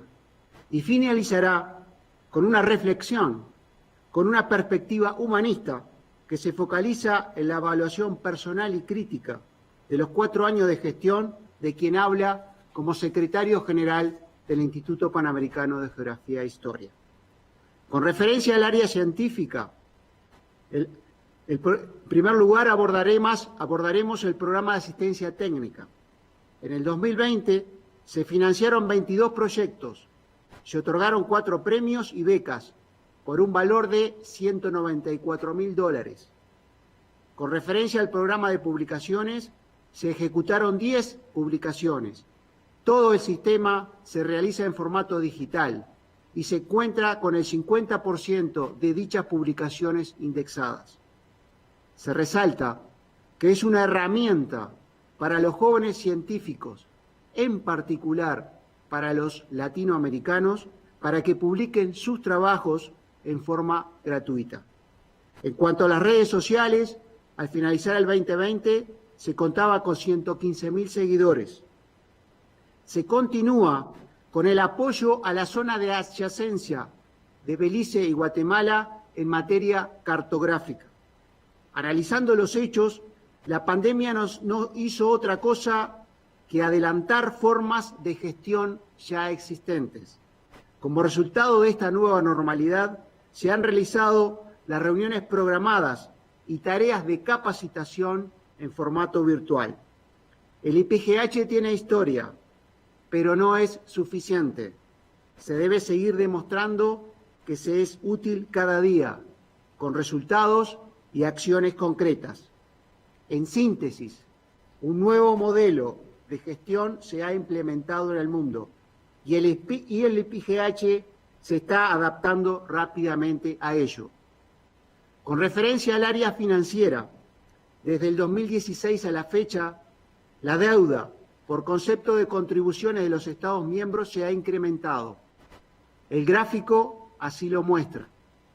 Por prudencia y responsabilidad, el Instituto se ve obligado a tomar medidas que ralenticen la disminución del patrimonio del IPGH y aseguren su operatividad. Su objetivo es ganar tiempo a la vez que se busca revertir la situación. En síntesis, se ha dado un incremento en los ingresos administrativos. Se ha generado un ahorro al no realizarse en forma presencial las reuniones estatutarias correspondientes al 2020. Se tomaron medidas de reducción del gasto operativo y administrativo, como por ejemplo el congelamiento de los mayores salarios de la Secretaría General. Con referencia al área administrativa, en primer lugar, la realización de la Asamblea General, la número 22, que será realizada en formato virtual y está prevista para el 27 de octubre del corriente año, con 2 desafíos prioritarios. En primer lugar, la elección de autoridades para el periodo 2022-2025. El IPGH tiene 7 autoridades. Acorde al estatuto, no puede haber 2 autoridades de la misma nacionalidad. Existen 6 candidatos únicos para 6 cargos, excepto para el puesto de secretario general, donde hay 3 candidatos. Ecuador presentó 2 postulaciones para los cargos de presidente de la Comisión de Geofísica y secretario general. Si se da lo previsto y es elegido para un nuevo periodo el candidato de Ecuador para presidir la Comisión de Geofísica, no se considerará la postulación de Ecuador para el cargo de secretario general. Por cuanto se prevé la elección para el cargo de secretario general será entre 2 candidatos propuestos por México y El Salvador. Con referencia a aprobar el nuevo estatuto orgánico, el estatuto propuesto es fruto del trabajo de 3 años. Es producto de la realidad y circunstancias, equilibrio entre convicciones y responsabilidad. Procura ser un puente consensuado entre lo necesario, es decir, modificarlo para adaptarse a la realidad, y lo posible a los efectos de alcanzar el consenso. Este proyecto busca fortalecer al IPGH, tomando en cuenta sus tradiciones. Se ha construido sobre la sabiduría de los que nos precedieron, con el propósito de amalgamar tradición con innovación. Para finalizar, quiero realizar en este apartado una reflexión de lo que ha significado para mí la gestión como secretario general en el último año de mandato, concebido como un tránsito, algunas veces con dificultades, entre lo que se consideraba necesario para adaptarse a la realidad y lo posible en aras de alcanzar el consenso. Y lo más importante, esta reflexión será desde una perspectiva como ser humano. Al llegar a un país diferente implica adaptarse a la cultura e idiosincrasia de sus habitantes. Provengo de una nación con poco más de 3 millones de habitantes, por lo que llegar a una ciudad del triple de población que todo mi país impacta y mucho. Hoy puedo constatar que el ritmo de vida influye en la manera de pensar y actuar. Durante 4 años coordiné el trabajo del personal de la Secretaría General, personas que en muchos sentidos pensaban y actuaban diferente a lo que yo había supuesto. Aprendí que es sencillo expresar la importancia y necesidad del trabajo en equipo. Lo difícil es hacerlo y sobre todo que funcione. Integrar experiencia, juventud y sobre todo diferentes culturas organizacionales. La pandemia sorprendió y me afectó, en particular la lejanía de mi familia. Confieso que influyó, a pesar de que el entusiasmo nunca declinó, al menos al comenzar un nuevo día. Aprendí que se puede estar convencido de las acciones a llevar a cabo, es decir, lo necesario, pero la realidad marca inexorablemente lo posible para alinearnos en busca del objetivo común. Confirmé que lo más importante es aprender a escuchar, ya que no hay verdades absolutas, que el diálogo franco y leal es el único camino, pero muchas veces es el puente más difícil de cruzar. Asimilé a mirar primero aquello en lo que estamos de acuerdo. Ese es, sin duda, el mejor inicio. Reafirmé que el éxito se mide en volver a levantarse después de una caída y a no perder de vista los objetivos y no preocuparse demasiado por los altibajos cotidianos. En definitiva, no emocionarse demasiado cuando va bien y no deprimirse cuando va mal. Muchas gracias a los representantes permanentes por disponer de su tiempo para escuchar este informe. A las órdenes si tienen alguna duda o pregunta. Muchas gracias. Thank you very much, Secretary General, for a very distressing report on the financial situation. I have a request for the floor from the distinguished Ambassador of Uruguay, Washington, Abdallah. Ambassador, you have the floor.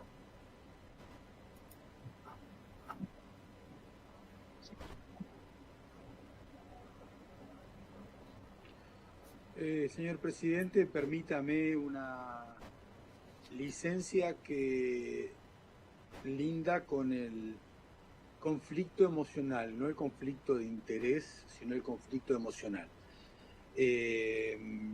Francamente, lo que querríamos es felicitar la tarea de César Rodríguez.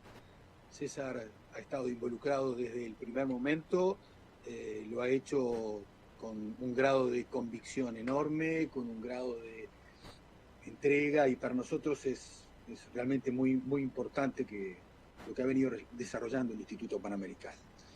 Sabemos además del grado de consustanciación que ha tenido, lo conocemos, creo que hay además resultados de la tarea de César en algunas de las actividades muy específicas que algunos conocíamos muy específicamente. En el tema Belice y Guatemala realmente hay solo palabras de agradecimiento. Así que, aunque suene como una apostilla y tenga algo de emoción uruguaya, le queremos agradecer la tarea que ha venido realizando, el esfuerzo que ha venido poniendo y sobre todo la interesa para ir haciendo un aprendizaje sobre la marcha. A veces en los desafíos que la vida nos va poniendo delante se aprende en el devenir. Y lo de César ha sido francamente exitoso. Solo palabras de agradecimiento desde su país, la República Oriental del Uruguay.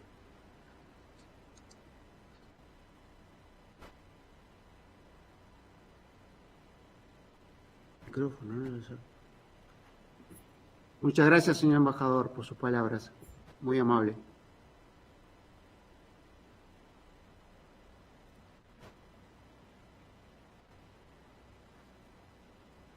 Okay, now I have the pleasure to give the floor to Ambassador Baños Ribas of Mexico. Ambassador, you have the floor.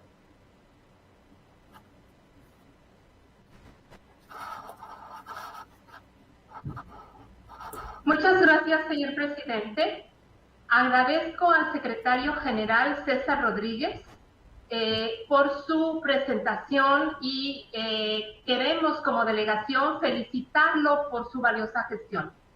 México es orgullosamente el país sede del Instituto Panamericano de Geografía e Historia y conoce de cerca el valioso trabajo que ha desarrollado desde su fundación. Destaca el aprovechamiento que se hizo de las tecnologías para priorizar las actividades de capacitación, difusión y expansión en un formato virtual durante este tiempo de pandemia. Destacan también los esfuerzos de transparencia y rendición de cuentas, como el congelamiento de sueldos y la elaboración de diseños presupuestales realistas, a pesar del enorme déficit con el que trabaja. Tomamos igualmente nota de la propuesta de modificación del Estatuto Orgánico que se someterá a votación durante su próxima Asamblea General.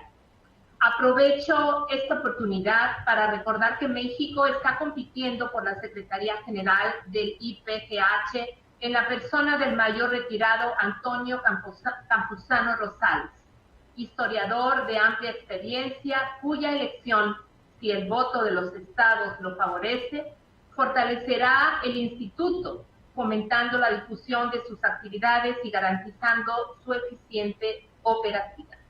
México presentó esta candidatura convencido de la trascendencia que el IPGH tiene para el sistema interamericano en virtud de su importante contribución al conocimiento y análisis de la geografía y la historia interamericanas, y como muestra de su compromiso de continuar apoyando las acciones dirigidas al fortalecimiento de las actividades científicas del Instituto, particularmente en temas como cambio climático, desastres naturales y desarrollo de la información geográfica y espacial. Muchas gracias, señor presidente.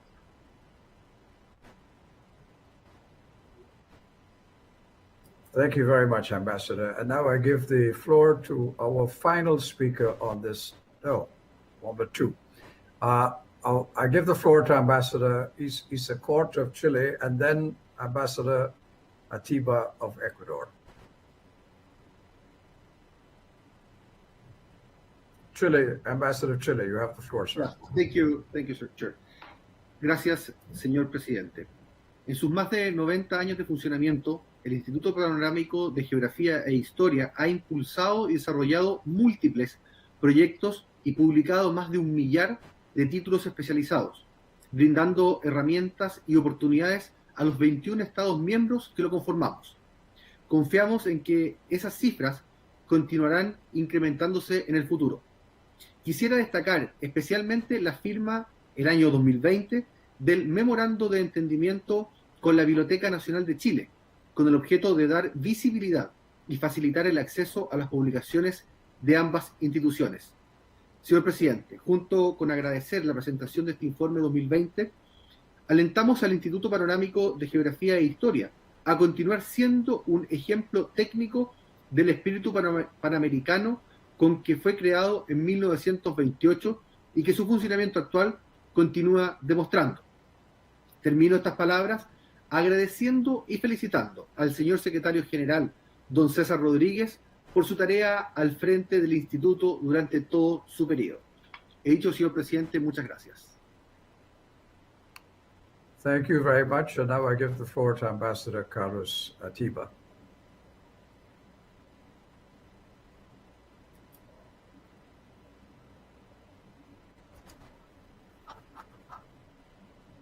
La delegación de COOS toma nota del informe anual del Instituto Panamericano de Geografía e Historia correspondiente al 2020 que revela la... Ambassador Atiba, you need to get closer to your microphone so that we can hear you. You're giving the interpreters some difficulty. Thank you. Estaba bajo el micrófono. Decía que la delegación del Ecuador toma nota del informe anual del Instituto Panamericano de Geografía y Historia correspondiente al 2020, que revela la adaptación frente a la pandemia del COVID-19 fundada en una orientación programática, pragmática, orientada al logro de resultados concretos. En lo que concierne a la Comisión de Geografía del IPGH, el Ecuador obtuvo 28 becas para el 46º curso internacional de Geografía aplicada sobre fortalecimiento de capacidades de modelamiento con enfoque de cambio climático a nivel local y regional, impartido en modalidad virtual por el Centro Panamericano de Estudios de Investigaciones Geográficas del Ecuador. Este curso se realizó del 17 de agosto al 29 de noviembre del año pasado.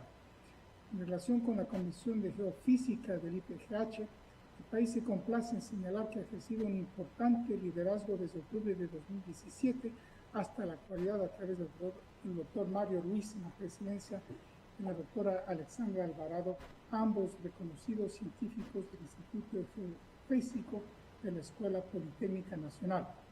Por otra parte, el Instituto Geográfico Militar participó en la traducción del glosario de términos y definiciones de las normas del Comité ISO-TC 211-33, coordinada por el Instituto Geográfico Nacional de España.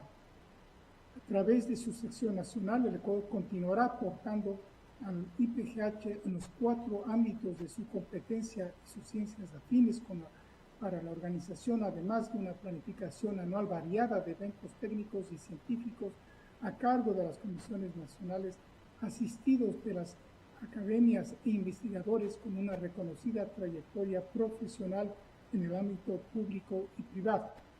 El Ecuador también sostiene que resulta fundamental mantener la continuidad de la participación activa de profesionales del IGM y otros entes estatales y privados como parte de las comisiones en los grupos de trabajo regionales y otras organizaciones afines para lograr la estandarización de la infraestructura de datos espaciales a nivel panamericano, el mapa integrado de las Américas y el proyecto regional Sistema de Referencia Geocéntrico para las Américas, entre otros aspectos.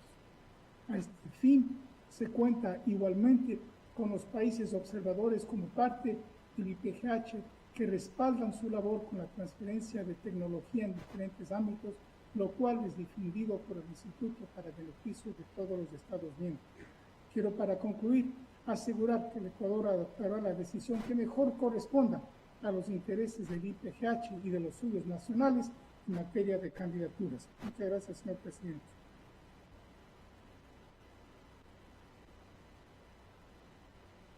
Thank you very much. And now I give the floor to the representative of the United States, Brad Frieden. Thank you, Mr. Chair. I will be brief. The United States would like to take this opportunity to thank Secretary General Cesar Rodriguez for his report and commend him for his exemplary leadership of the Panamerican Institute of Geography History over the past 4 years.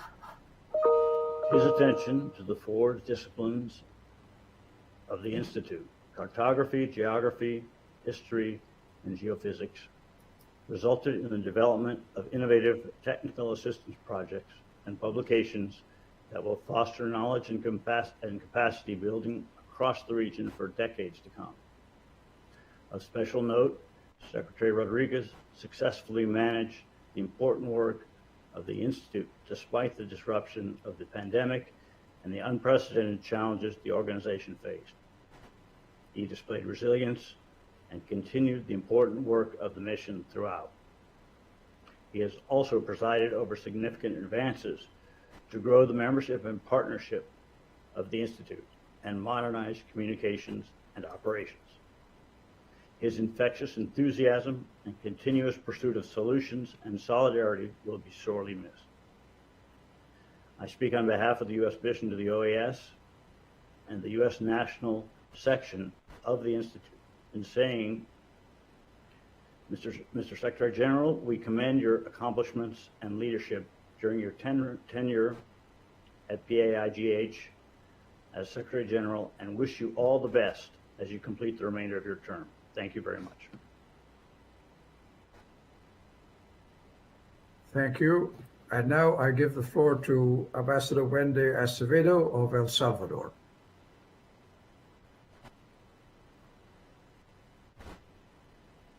Muchas gracias, señor presidente.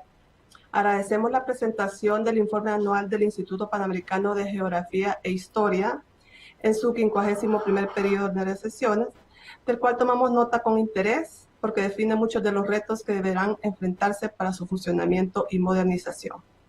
Felicitamos y reconocemos el trabajo realizado por el secretario general César Rodríguez, sobre todo en los momentos difíciles que se han enfrentado a raíz de la pandemia y los retos planteados en su marco en el escenario virtual, que han sabido sortear para continuar mejorando las capacidades de los estados.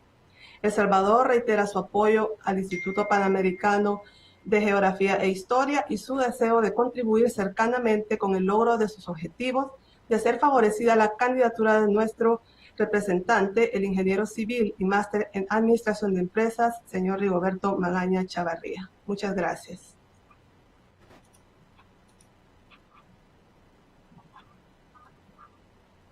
Thank you very much indeed. I just want to make sure there are no further requests for the floor, or they're not. So I once again, Secretary General, want to thank you for the report that you've presented, and through you to congratulate the members of the Directory and the entire team for the results that you've all achieved despite the severe challenges that you have faced. The Permanent Council will take note of the presentation of the 2020 annual report of the Panamerican Institute of Geography and History by its Secretary General, as well as the comments expressed by the delegations, which will be transmitted to the General Assembly at the 51st regular session. Secretary General, thank you again. And there being no objections to that conclusion, it is agreed, and I pronounce it so agreed. Thank you. Now, the next item on our agenda is the presentation of the document entitled OAS Restructuring, a Proposal, pursuant to the request from the Permanent Mission of St. Lucia on its own behalf and on behalf of the permanent missions of Antigua and Barbuda, Barbados, the Bahamas, Belize, Dominica, Grenada, Guyana, St. Kitts and Nevis, St. Vincent and the Grenadines, and Trinidad and Tobago. It is contained in document CP/INF period 9002/21. The proposal was distributed to delegations as document CP/Doc 5711/21, with the understanding that the intent is to initiate discussion on this agenda item at this time. In this regard, I am pleased to offer the floor to the distinguished delegation of St. Lucia. Ambassador Edmonds, you have the floor.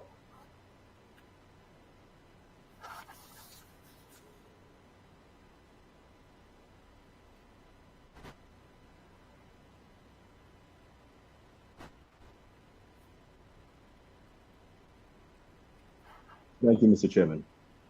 Chair, thank you for including this item on the agenda today, which, as you mentioned, has the support of our delegation, St. Lucia, as well as that of Antigua and Barbuda, Barbados, the Bahamas, Belize, Dominica, Grenada, Guyana, St. Kitts and Nevis, St. Vincent and the Grenadines, and Trinidad and Tobago.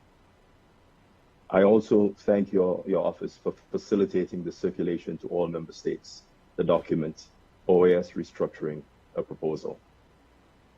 Chair, at this point, I want to commend the delegation of Guyana, who last year pointedly initiated this discussion on the need for consideration of a deeper look into our structure. We submit this document for consideration, and hopefully with the agreement of all member states, for onward transmission to the Committee on Administrative and Budgetary Affairs, the CAP, for more in-depth analysis. It is within the CAP that we submit we can engage in discussions of the cost and any efficiencies associated with the suggested recommendations. We remind member states that we have already agreed to advance on a series of efforts: the prioritization of mandates, the strengthening of oversight bodies, the regularization of the imposition of the ICR, HR modernization, and the ERP. Chair, fundamentally, we believe that the structure of our OAS requires some attention. This against the backdrop of the financial constraints the organization has faced and is facing. While we recognize this sort of discussion may initially cause some member states discomfort, we as the listed group are confident that it is widely accepted that this is a conversation that must be had. We wish to assure all delegations that this proposal is not an attempt to target any person, department, or pillar, nor to minimize the work being done in any one pillar or to prompt a competition between and amongst them. Neither is it intended to undermine certain flexibilities granted to the Secretary General in defining a desired operational structure. Rather, it merely asks us, as member states and the Secretary General, to explore how to optimize our ability to respond to issues and mandates that we take on, avoid overlap, and to meet key targets. Chair, I, on behalf of the rest of the groups that supported this, we hope that we can agree that the well-intentioned development of secretariats and departments, often in response to our own mandates, needs to be reviewed. That addressing an emerging priority does not automatically mean the creation of a department or secretariat. We are thankful for the support of the Caribbean member states that joined with us in submitting this document and its contents for consideration, and look forward to engagement with the wider membership on this matter of collective concern. Just as we have carefully considered the submitted for consideration, we of course welcome all other considered proposals by any other delegation that seeks a similar result: an efficient, functional organization that is able to address the needs of our hemisphere. Thank you, Chair.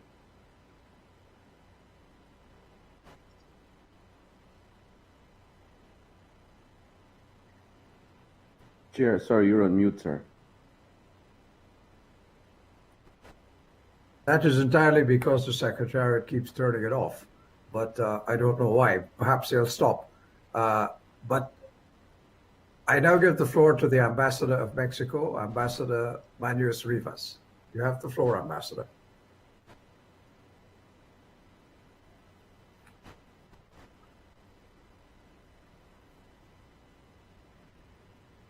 Muchas gracias, señor presidente. La misión de México agradece la iniciativa de las delegaciones de Antigua y Barbuda, Bahamas, Barbados, Belice, Dominica, Granada, Guyana, San Cristóbal y Nieves, Santa Lucía, San Vicente y las Granadinas y Trinidad y Tobago para emprender un proceso de reflexión sobre posibles ajustes a la estructura de la Secretaría General de la organización. Como país comprometido con el fortalecimiento institucional de la OEA, México se ha pronunciado en repetidas ocasiones por emprender acciones que garanticen responsablemente la sostenibilidad financiera de la organización en el marco de las políticas de austeridad que deben prevalecer y que también han emprendido los Estados miembros de la organización, por lo que consideramos muy útil transmitir este proyecto a la Comisión de Asuntos Administrativos y Presupuestarios para su puntual y cuidadosa consideración. Muchas gracias, señor presidente. Thank you very much. I now give the floor to the Ambassador of, well, the representative of Panama, Maria Fernanda Cortizo. You have the floor.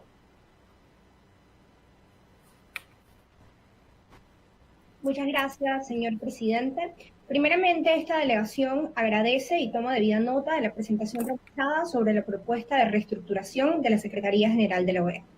Panamá, como ha manifestado en varias ocasiones, siendo la más reciente la semana pasada en la sesión formal de la CAP, donde se decidió el techo presupuestario, encuentra una urgente necesidad de sostener un debate franco, abierto, inclusivo y realista que genera un proceso de reflexión profundo entre todos los Estados miembros sobre la situación de la organización y los requerimientos que demanda la misma para cumplir su rol. Esto observando los principios de eficiencia, eficacia y transparencia. En este sentido, un nuevo proceso de reestructuración de la Secretaría General de la OEA debe generarse bajo un enfoque integral que incluya no solo la complicada situación financiera de la organización, sino los demás elementos que deben ser tomados en cuenta para realizar los ajustes necesarios que permitan que la OEA tenga lo requerido para cumplir con el rol que le corresponde en beneficio de nuestro hemisferio. Siendo así, consideramos que esta discusión debe buscar romper con los compartimientos estancos en la organización y generar sinergias entre las secretarías de la OEA y también las entidades autónomas especializadas del sistema interamericano, procurando el fortalecimiento mutuo sin comprometer la independencia correspondiente. Al mismo tiempo, este ejercicio debe aportar a esclarecer los roles y las competencias de cada instancia. Panamá aspira y se compromete a contribuir a este debate con el fin de fortalecer el trabajo técnico de la organización, mediante el cual se brinda valiosa cooperación a los Estados miembros, a través de las secretarías que desarrollan los 4 pilares de la OEA: seguridad multidimensional, desarrollo integral, democracia y derechos humanos. Muchas gracias, señor presidente. Thank you very much, Panama. Now I give the floor to the Ambassador of Canada, Hugh Adsett. Ambassador, you have the floor. Merci beaucoup, Monsieur le Président. Juste quelques mots ce matin sur ce sujet. Le Canada tient à remercier les délégations de Sainte-Lucie et les autres délégations aussi d'avoir présenté ces propositions constructives qui nous permettra d'entamer des délibérations sérieuses sur la restructuration de l'OEA. Nous apprécions et accueillons favorablement l'occasion de discuter de la question. Une prévision financière stagnante signifie que l'OEA doit rationaliser ses opérations, trouver des gains en efficacité là où il est possible de le faire et concentrer ses ressources sur les priorités telles que définies par les mandats qui lui sont confiés par les États membres. Je continuerai en anglais. Canada looks forward to reviewing the proposal that we've received in detail and to working with delegations to establish an organizational structure that serves member state objectives best. We need to consider all options for greater efficiency, including possibly options beyond those that have been identified in the paper before us. We're confident there's a path forward that will strategically restructure operations and ensure all personnel assets are maximized, taking into account geographic representation, including historic underrepresentation. As proposed by Ambassador Edmonds, we support this item being sent to the CAP for further deliberation. And let me assure you and colleagues that Canada stands ready to contribute in any way that we can to support a positive outcome. Thank you, Mr. Chair. Thank you very much, Ambassador Adsett. And now the distinguished representative of the United States, Brad Fritton. Thank you very much, Mr. Chair. We appreciate St. Lucia and the other opposing delegations raising this conversation about a potential restructuring of the organization.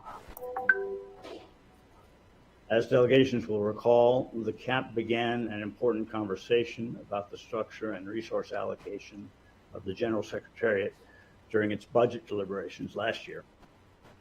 As part of the 2021 budget resolution, member states required that the General Secretariat report on its reorganization in response to the reduced budget. In response to the General Secretariat's February report, the United States requested that the General Secretariat develop a proposal to return the Department of Planning evaluation from Chapter 4 to Chapter 11. The Permanent Council ultimately approved the final proposal in March. I raise this example in order to demonstrate the United States' interest in this topic and highlight actions already taken this year by member states. We can all agree that the General Secretariat plays a vital role for the OAS The personnel who comprise its workforce provide expertise across a wide range of disciplines and issues. With this in mind, we should also always consider how we can more fully optimize the Secretariat and its human resources. However, we must also be mindful of the organization's ongoing budgetary shortfall and the unpredictable economic impacts of COVID-19 on member state governments. Having said all this, Chair, my delegation agrees with the permanent representative of St. Lucia and the other member states who prepared this paper that the CAAP, the CAP, is best placed to examine this proposal further, discuss various considerations, and work with the Secretariat to receive an appropriate budgetary and impact analysis. We thus recommend that this proposal be sent to the CAP immediately. The United States looks forward to participating in subsequent conversations and working with other delegations to examine the effectiveness and efficiency of our organization. Thank you, Chair. Thank you very much, Brad Frieden. And I give the floor now to the Ambassador of the Dominican Republic.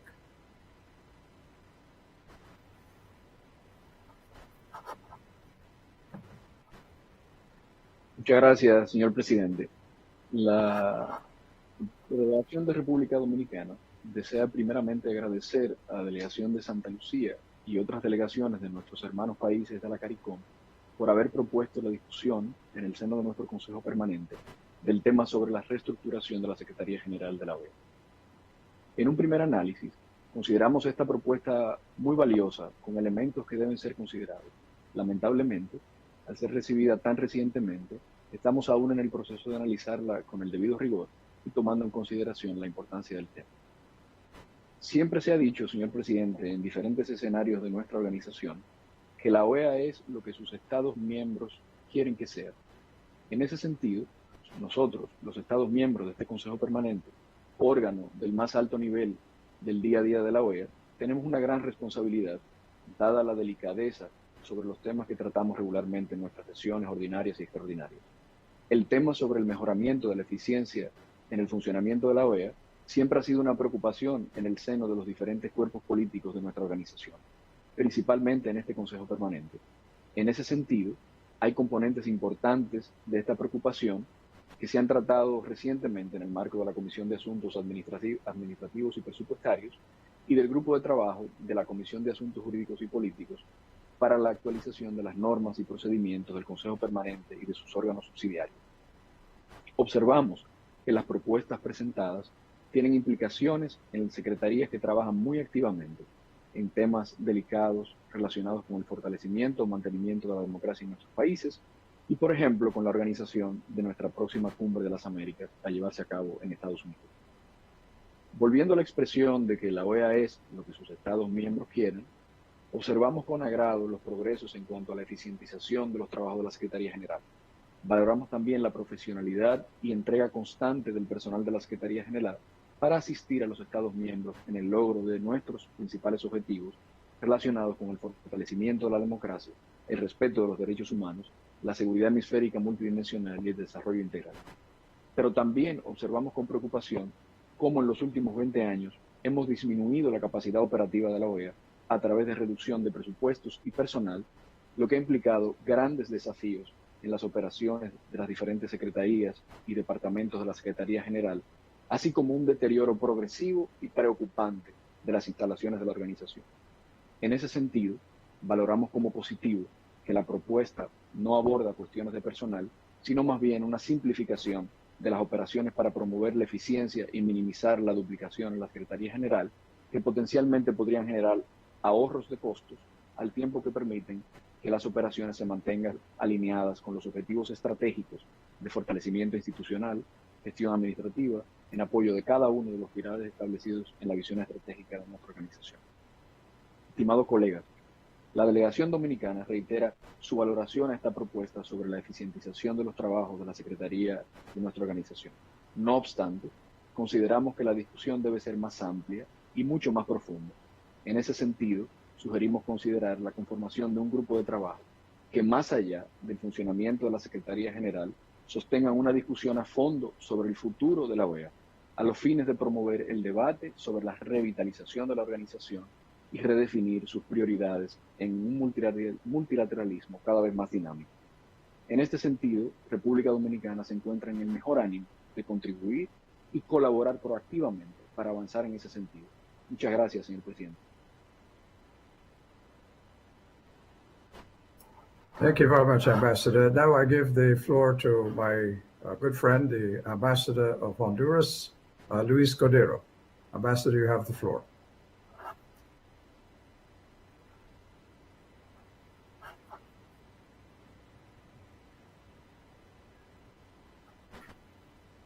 Embajador Cordero, si puede solicitar la palabra nuevamente, por favor.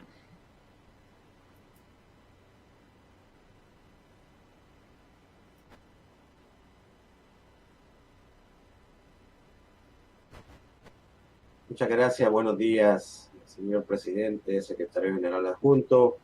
Agradecemos al grupo de países que han presentado la propuesta del plan de una posible reestructuración de la organización. Estamos conscientes que la situación financiera en el mundo es preocupante, por lo que también afecta a esta organización. Considero también que este tema, siendo de índole financiero, creemos conveniente que sea trasladado a la CAP. Y en la CAP también creemos conveniente que se pueda conformar un grupo de trabajo encargado de hacer una revisión profunda, donde el diálogo de los estados sea tomado en cuenta. Y así, de esta manera, pues no afectar el funcionamiento de alguna oficina con una decisión a la ligera. Apoyamos cualquier plan para optimizar los recursos y los trabajos que eficienticen los trabajos de la organización. Así que considero pues que sea tomado en cuenta que esta propuesta sea trasladada a la CAP. Muchas gracias. Buen día.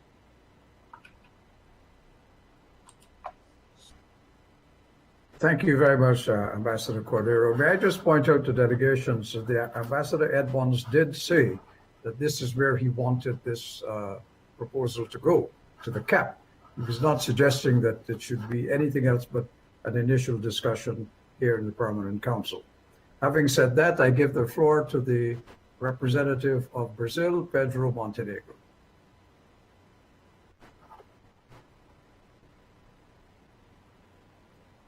Obrigado, senhor presidente.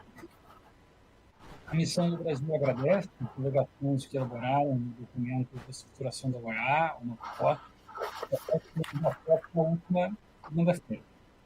O Brasil estará sempre disposto a considerar qualquer iniciativa que tenha como objetivo contribuir para tornar ainda mais eficiente a administração e a gestão de recursos da organização.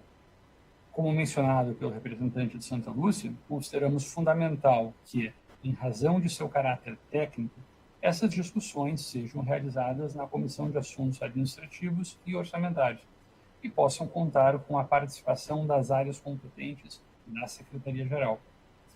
Dessa forma, os Estados-membros terão acesso a todas as informações necessárias para, eventualmente, adotarem decisões fundamentadas a respeito do assunto, se julgarem adequado e após as discussões cabíveis no fórum apropriado. Muito obrigado, senhor presidente. Thank you very much. And now I give the floor to the representative of Argentina.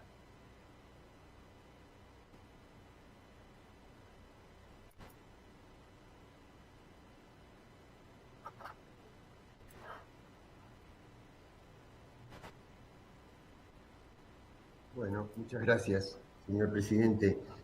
Es para sumarnos a la bienvenida de esta propuesta para el mejoramiento de la organización, acompañar el espíritu de las delegaciones que han hablado, en el sentido de que debe profundizarse este debate, acompañar la idea de remitirla a la Comisión Presupuestaria, pero siempre tomando cualquier propuesta desde una perspectiva más profunda que el mero ajuste presupuestario. La necesidad de mejorar el rendimiento del sistema interamericano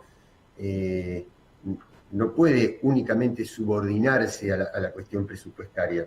En todo caso, tendría que ser a la inversa, establecer un mecanismo de mejora de la organización y a partir de allí ver cómo se consiguen los recursos. Por eso no verlo únicamente desde la perspectiva presupuestaria, sino de mejoramiento integral de la organización. Pero en definitiva, enhorabuena a esta propuesta de los países auspiciantes y acompañar el debate. Muchas gracias.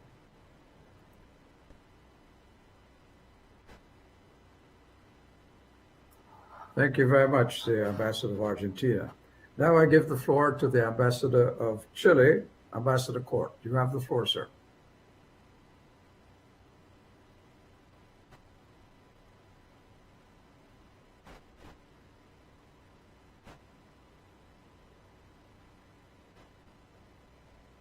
Señor presidente, agradecemos la presentación de esta propuesta de reestructuración de la OEA por parte de los países Antigua y Barbuda, Barbados, Bahamas, Belice, Dominica, Grenada, Guyana, San Kitts and Nevis, San Vicente y las Granadinas, Santa Lucía y Trinidad y Tobago.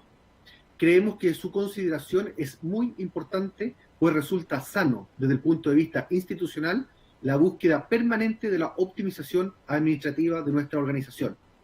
Seguramente, esta propuesta deberá ser estudiada cuidadosamente en las instancias correspondientes y resolverse mediante un proceso analítico, informado, transparente y donde todas las consideraciones puedan ser debatidas. Más allá del resultado al que se arribe luego de un ejercicio de esta naturaleza, confiamos en que el desarrollo de esta conversación ayudará a detectar los retos y desafíos organizacionales que enfrenta y enfrentará nuestra organización. Por ello, agradecemos la iniciativa y saludamos la oportunidad de diálogo que esta propuesta ofrece. He dicho, presidente, muchas gracias. Thank you very much, Ambassador Court. Ambassador Carlos Atiba, you have the floor, sir.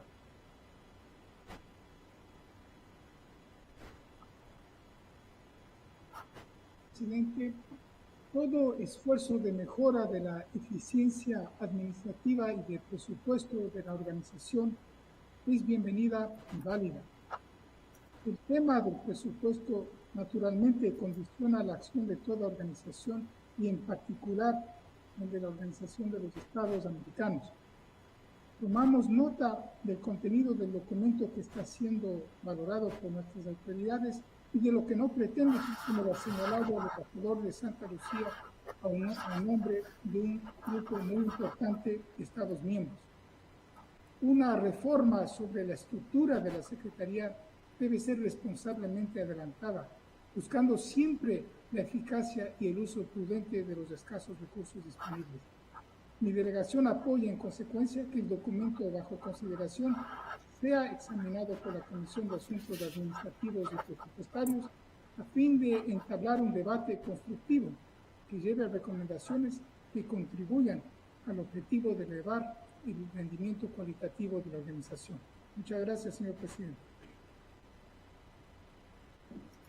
Thank you, Ambassador Atiba. And now I give the floor to the Ambassador of Uruguay.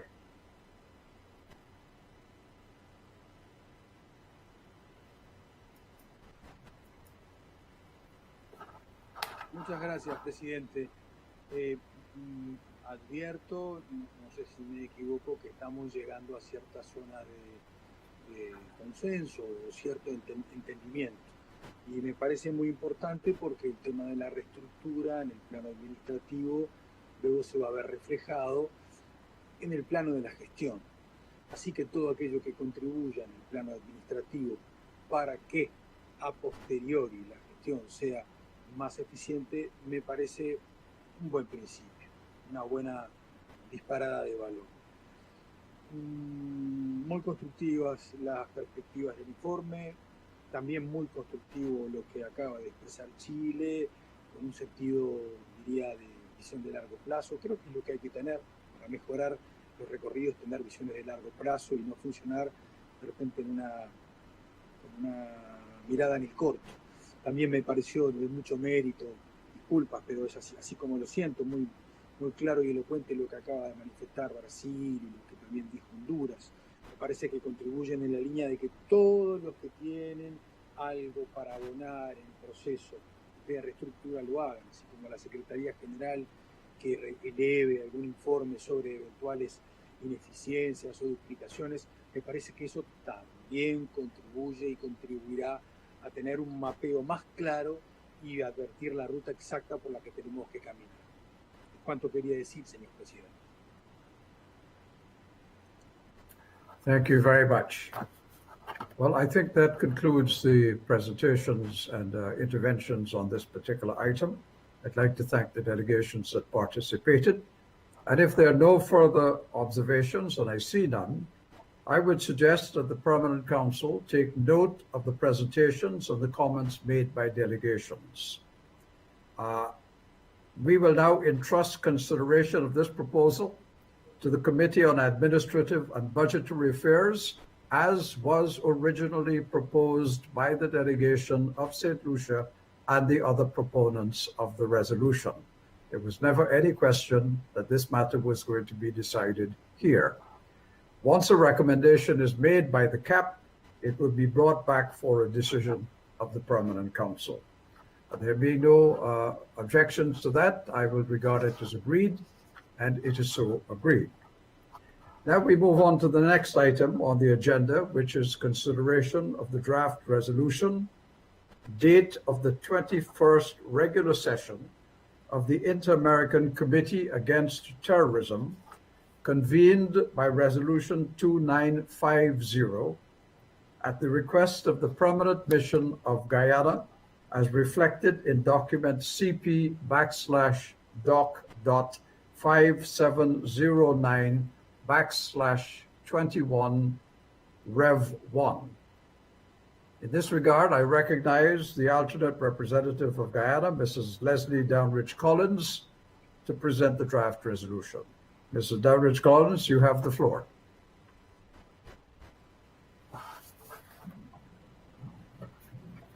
Thank you, Mr. Chair. Thank you for including this item on the agenda for today's Permanent Council meeting. Delegations will recall that the Cooperative Republic of Guyana was elected by acclamation to serve as Vice Chair of the Interamerican Committee Against Terrorism, CICTE, during CICTE's 20th regular session held on September 25th, 2020. In keeping with the historic practice of the CICTE Vice Chair leading the preparatory process ahead of the regular meeting, the Permanent Mission of Guyana wishes to present this resolution regarding the date and venue for the 21st regular session of CICTE to be held in October 2021 in Washington, D.C. The objectives of the resolution are as follows. Firstly, to establish October 7th and 8th, 2021 as the date of the 21st regular session of CICTE to be held at the headquarters of the OAS in Washington, D.C., should health conditions permit. Secondly, to request the General Secretariat to render the technical and administrative support necessary in advance of the 21st regular session of CICTE. My delegation would appreciate if this resolution could be approved by the Permanent Council.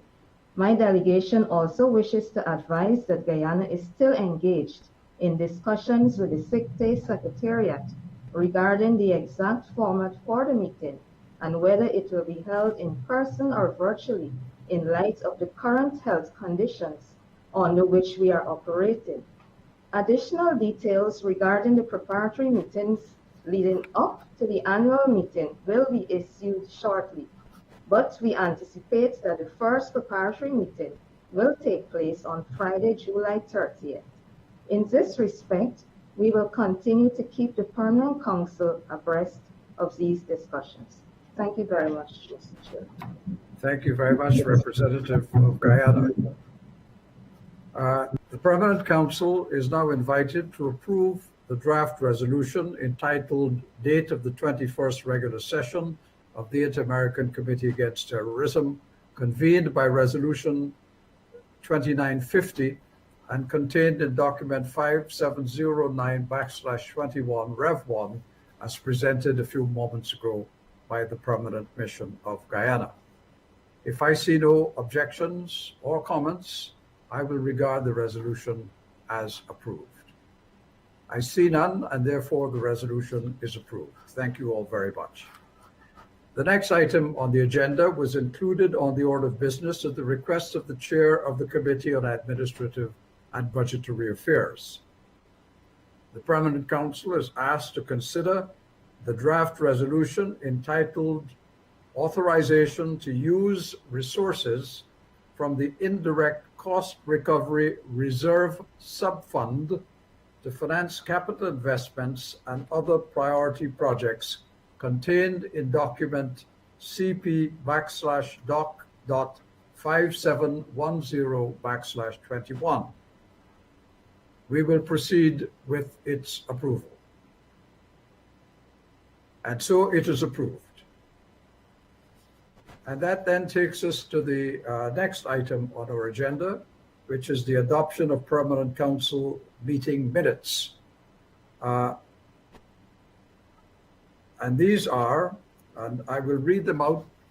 The first line has the letters ACTA on all of the numbers. I won't read out ACTA every time, just the numbers.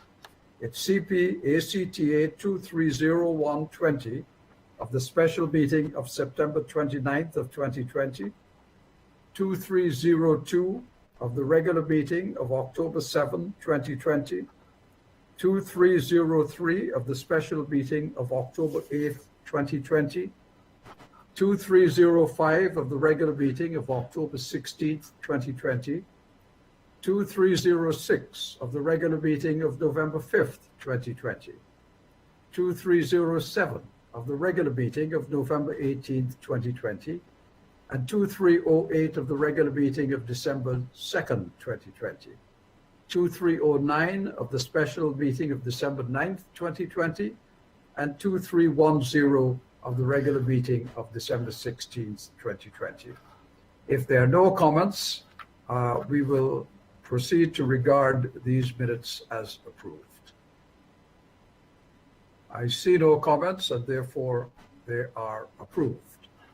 Now, distinguished representatives, we will now proceed to the last item on our agenda, which is any other business. And I remind delegations that this part of our meeting is for those who wish to bring any informative issues to the attention of the Council.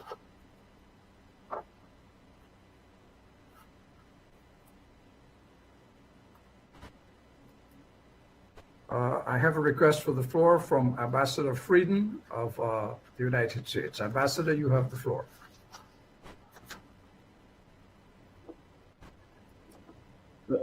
Thank you, Mr. Chair. On behalf of the United States government, I wish to take this opportunity to express our deep appreciation for the countless expressions of solidarity and support from throughout the region and around the world following the recent tragic events in Surfside, Florida. The Department of State has and continues to be engaged in supporting foreign missions in their efforts to locate and assist their citizens since the partial collapse of the Champlain Towers in Surfside, Florida on June 24th. The Miami area is special to communities from throughout Latin America, the Caribbean, and indeed the whole world. Its diversity underscores our many shared bonds of friendship, family, history, culture, and trade. Our hearts are with all of those affected by this terrible tragedy. Mr. Chairman, while details of this tragic incident continue to unfold, we come to the realization of the global impact of this incident, in which citizens from at least 10 nations have been impacted, including Israel, Paraguay, Uruguay, Argentina, Chile, Colombia, United Kingdom, Canada, New Zealand, and Greece. And there may well be others. My government sends our heartfelt condolences to all those affected and their families. The Department of State, Office of Foreign Missions, Miami Regional Office, has been engaged on the ground with foreign consulates and embassies since shortly after the building collapse.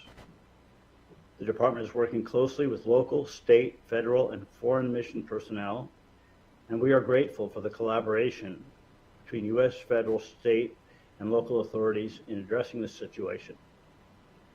We are prioritizing the processing of urgent visa applications with humanitarian considerations. We are deeply grateful to the countries that have offered assistance in locating possible survivors, including friends from this hemisphere. In closing, Mr. Chair, I wish to note the White House announcement that President Biden, who has approved a state of emergency, plans to visit the site later this week. President Biden has expressed his condolences to the people of the Surfside community, sharing his grief for the families who have lost loved ones in this devastating tragedy, and for the families who are waiting in anguish as search and rescue efforts continue. These include the citizens of all nations impacted by this tragedy. Thank you very much. Thank you very much, Mr. Frieden. And may I just say, on behalf of my own delegation, Antigua and Barbuda, and I'm sure I speak for all delegations here today, that we have watched this tragedy unfold on television with horror, and we send our deepest condolences to the family and friends of those who have lost their lives and have been injured in this unfortunate event. We would like you to convey that, please, to the government of the United States of America. And now I give the floor to the Ambassador of Mexico, Ambassador Baños Rivas. You have the floor.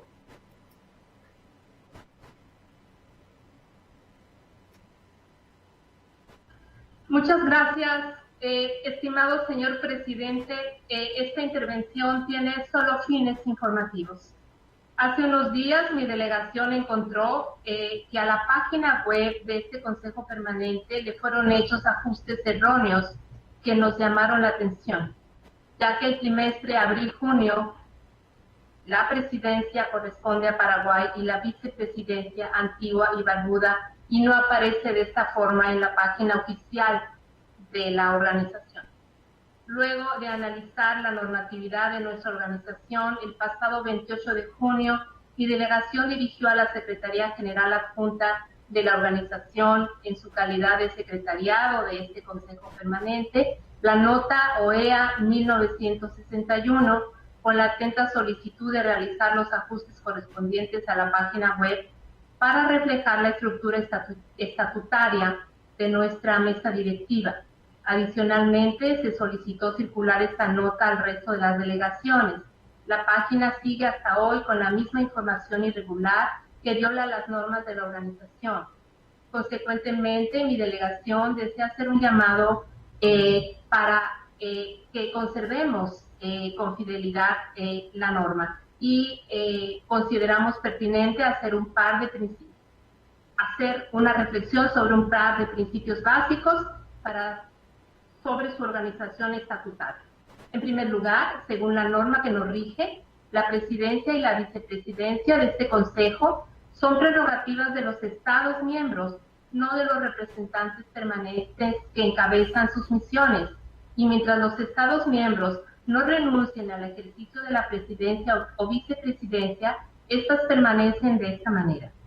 Ahora bien, el estatuto de este Consejo señala que la presidencia únicamente se puede ejercer siempre y cuando haya un representante titular que lo haga. En este sentido, ya que para Paraguay no fue posible terminar de ejercer la presidencia, de acuerdo al estatuto del Consejo Permanente, la vicepresidencia ejerce la presidencia de forma interina, en tanto que no se incorporara a este Consejo hasta el día de hoy un representante titular de Paraguay. El estatuto de la organización es cuidadoso en señalar que esta situación no interrumpe los periodos respectivos ni altera la distribución de las responsabilidades en el Consejo Permanente. La presidencia de este Consejo Permanente corresponde durante este periodo a Paraguay hasta el día de hoy, y la vicepresidencia Antigua y Barbuda, si bien su muy distinguido representante titular ha debido dirigir nuestros trabajos de forma interina, lo que agradecemos muy ampliamente. En segundo lugar, es importante precisar que aún en esta situación no hay hasta hoy vacancia alguna, ni en la presidencia ni en la vicepresidencia de nuestro Consejo. Por lo tanto, los cambios erróneamente hechos a la página web de nuestra organización no corresponden a lo contemplado en las normas de la organización. Incluso si la vicepresidencia estuviera vacante, que no lo está, no hay norma alguna que indique que ésta se ejercerá por ninguna otra delegación como hasta hoy aparece en la página web oficial de la OEA. El único escenario en el que se prevé un corrimiento en la asignación de la vicepresidencia se encuentra contemplado en el artículo 7 del reglamento del Consejo Permanente, en el caso de que por la rotación alfabética a la que estamos sujetos todos los Estados miembros, la presidencia y la vicepresidencia recayeran en el mismo Estado, que no es el caso en el que nos encontramos. Estimados colegas, el Consejo Permanente es el principal órgano de la OEA cuando la Asamblea General no está sesionando. Debemos ser sumamente responsables en cómo nos conducimos y tener plena conciencia de que son los Estados y únicamente los Estados los que deben resolver incluso en los momentos más difíciles cualquier duda que resulte de la aplicación de nuestra norma. El Consejo Permanente, como el resto de la organización, se debe a los Estados. Con un ánimo proactivo y de absoluta responsabilidad, mi delegación les invita a reflexionar en torno a los acontecimientos que han dado origen a esta intervención y a sumarnos a que nuestro Consejo se conduzca con pleno apego a la norma que lo rige por el bien de la institucionalidad de nuestra organización. La información pública de que la OEA ha brindado hasta el día de hoy con contenidos erróneos provocará que quienes la han recogido conserven erróneamente esta información, por lo que lamentamos que no se haya corregido ni se ofrezca al público ninguna explicación de su falta de veracidad. Gracias, señor presidente.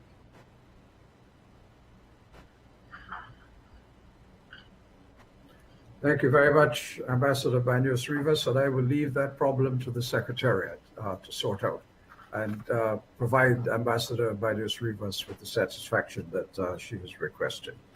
Now, I give the floor to the next person on my list, who is the Ambassador of Colombia, Alejandro Rodriguez. Ambassador, you have the floor.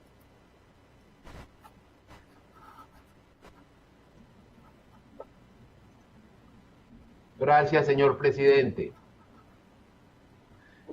El pasado 25 de junio, en la ciudad de Cúcuta, norte de Santander, el presidente de la República de Colombia, Iván Duque Márquez, fue objeto de un cobarde atentado terrorista mientras se transportaba en un helicóptero de nuestra Fuerza Aérea.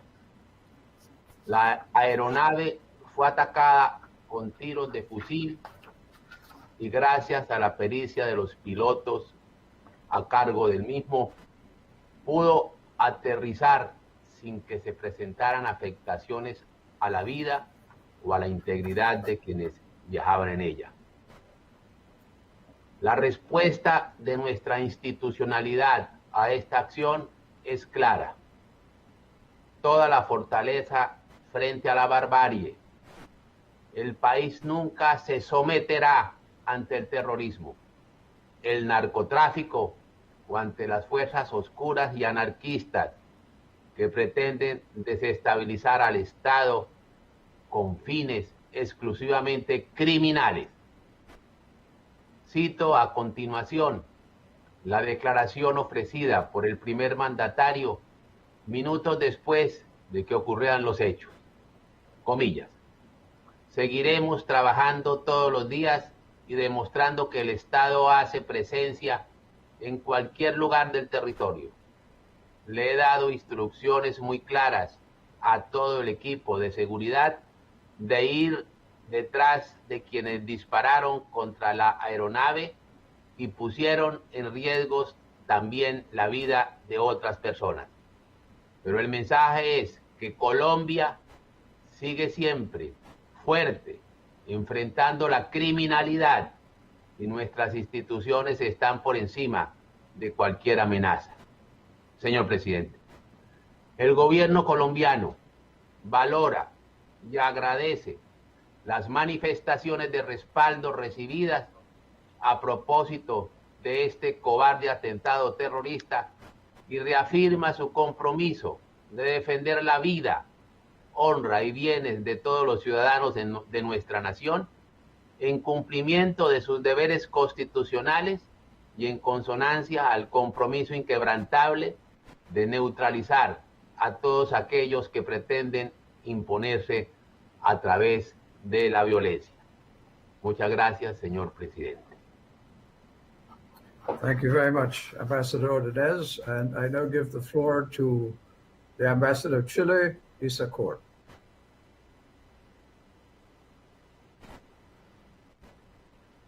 Muchas gracias, señor presidente. Presidente, tomo la palabra en este Consejo Permanente para referirme al proceso constitucional que tiene lugar en Chile.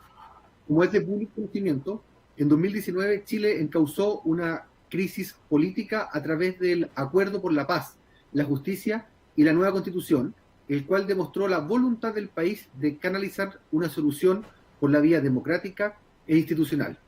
En este contexto, se llevó a cabo un plebiscito en el mes de octubre del año pasado, en el cual la ciudadanía optó por una nueva constitución redactada por una convención constitucional. Los miembros de esta convención constitucional han sido electos en mayo de este año y estará compuesta de forma paritaria entre hombres y mujeres, además de incluir escaños reservados para nuestros pueblos originarios. La atribución única y exclusiva de la convención será la de redactar una nueva constitución. Además, el mandato constitucional considera que el texto de la nueva constitución que se someta a plebiscito deberá respetar el carácter de República del Estado de Chile, su régimen democrático, las sentencias judiciales firmes y ejecutoriadas en los tratados internacionales ratificados por Chile y que se encuentren vigentes. La etapa que le sucederá a este proceso constitucional será la instalación y funcionamiento de la convención a contar del mes de julio de 2021 y un plebiscito de salida, mediante el cual la ciudadanía deberá ratificar o rechazar el texto elaborado por la Convención Constitucional. La Convención funcionará por un periodo de 9 meses, el que podrá extenderse por única vez a un plazo máximo de 1 año. Tengo el honor de informar a este Consejo Permanente que el proceso constituyente chileno avanza de conformidad a lo programado. Ha sido transparente, con una amplia participación ciudadana y un estricto cumplimiento de nuestra legislación. Para mejor información de las delegaciones, circularemos en los próximos días un documento explicativo y detallado sobre la materia. Muchas gracias, presidente, he dicho. Thank you very much, the Ambassador of Chile. Now, distinguished representatives, before I formally conclude this meeting and my presidency of this permanent council, allow me to say that I came to the second period of the presidency of the Permanent Council in difficult circumstances and with tough issues confronting member states. It was necessary to pick up the pieces and continue our important work without fear or favor. From the outset, I approached this task in the interest of the organization and in keeping with its governing charters. I was guided always by adherence to the rules of the Permanent Council. I placed particular importance on fostering inclusive consultation among member states and discouraging exclusive groups and majority decisions without the opportunity for full discussion. Consensus cannot be built on exclusion, and the purposes of the OAS will not be effectively fulfilled without the participation of all of its member states. Consensus is not unanimity. Consensus allows for disagreement by some, but at least the search for consensus provides space in which account is taken of the positions of all. At all times during this presidency, I sought balance and fairness in the dialogue of this council. And as you are all aware, I insisted on parliamentary language and rejected personal abuse and attacks on states. That, in my view, is the way it should be. The work of this organization can greatly serve the people of our hemisphere, but only if there is respect and equality of treatment for all, especially when opinions differ. As I vacate this second period of service as President of the Permanent Council, my single message is to remind everyone that goals which are achieved through the exercise of power and coercion do not endure. The objectives that last are those that are accomplished by voluntary cooperation and voluntary commitment. Colleagues, I thank the staff of the Assistant Secretary General's Office for their invaluable help, particularly Rodrigo Cortez and Carmen de la Pava. And I thank the people and government of my small country, Antigua and Barbuda, who supported me in this large task of guiding this permanent council through my second period as president. I thank every delegation for your cooperation and helpfulness in getting our job done. There being no further business to consider, this meeting is now brought to an end. Thank you all very much.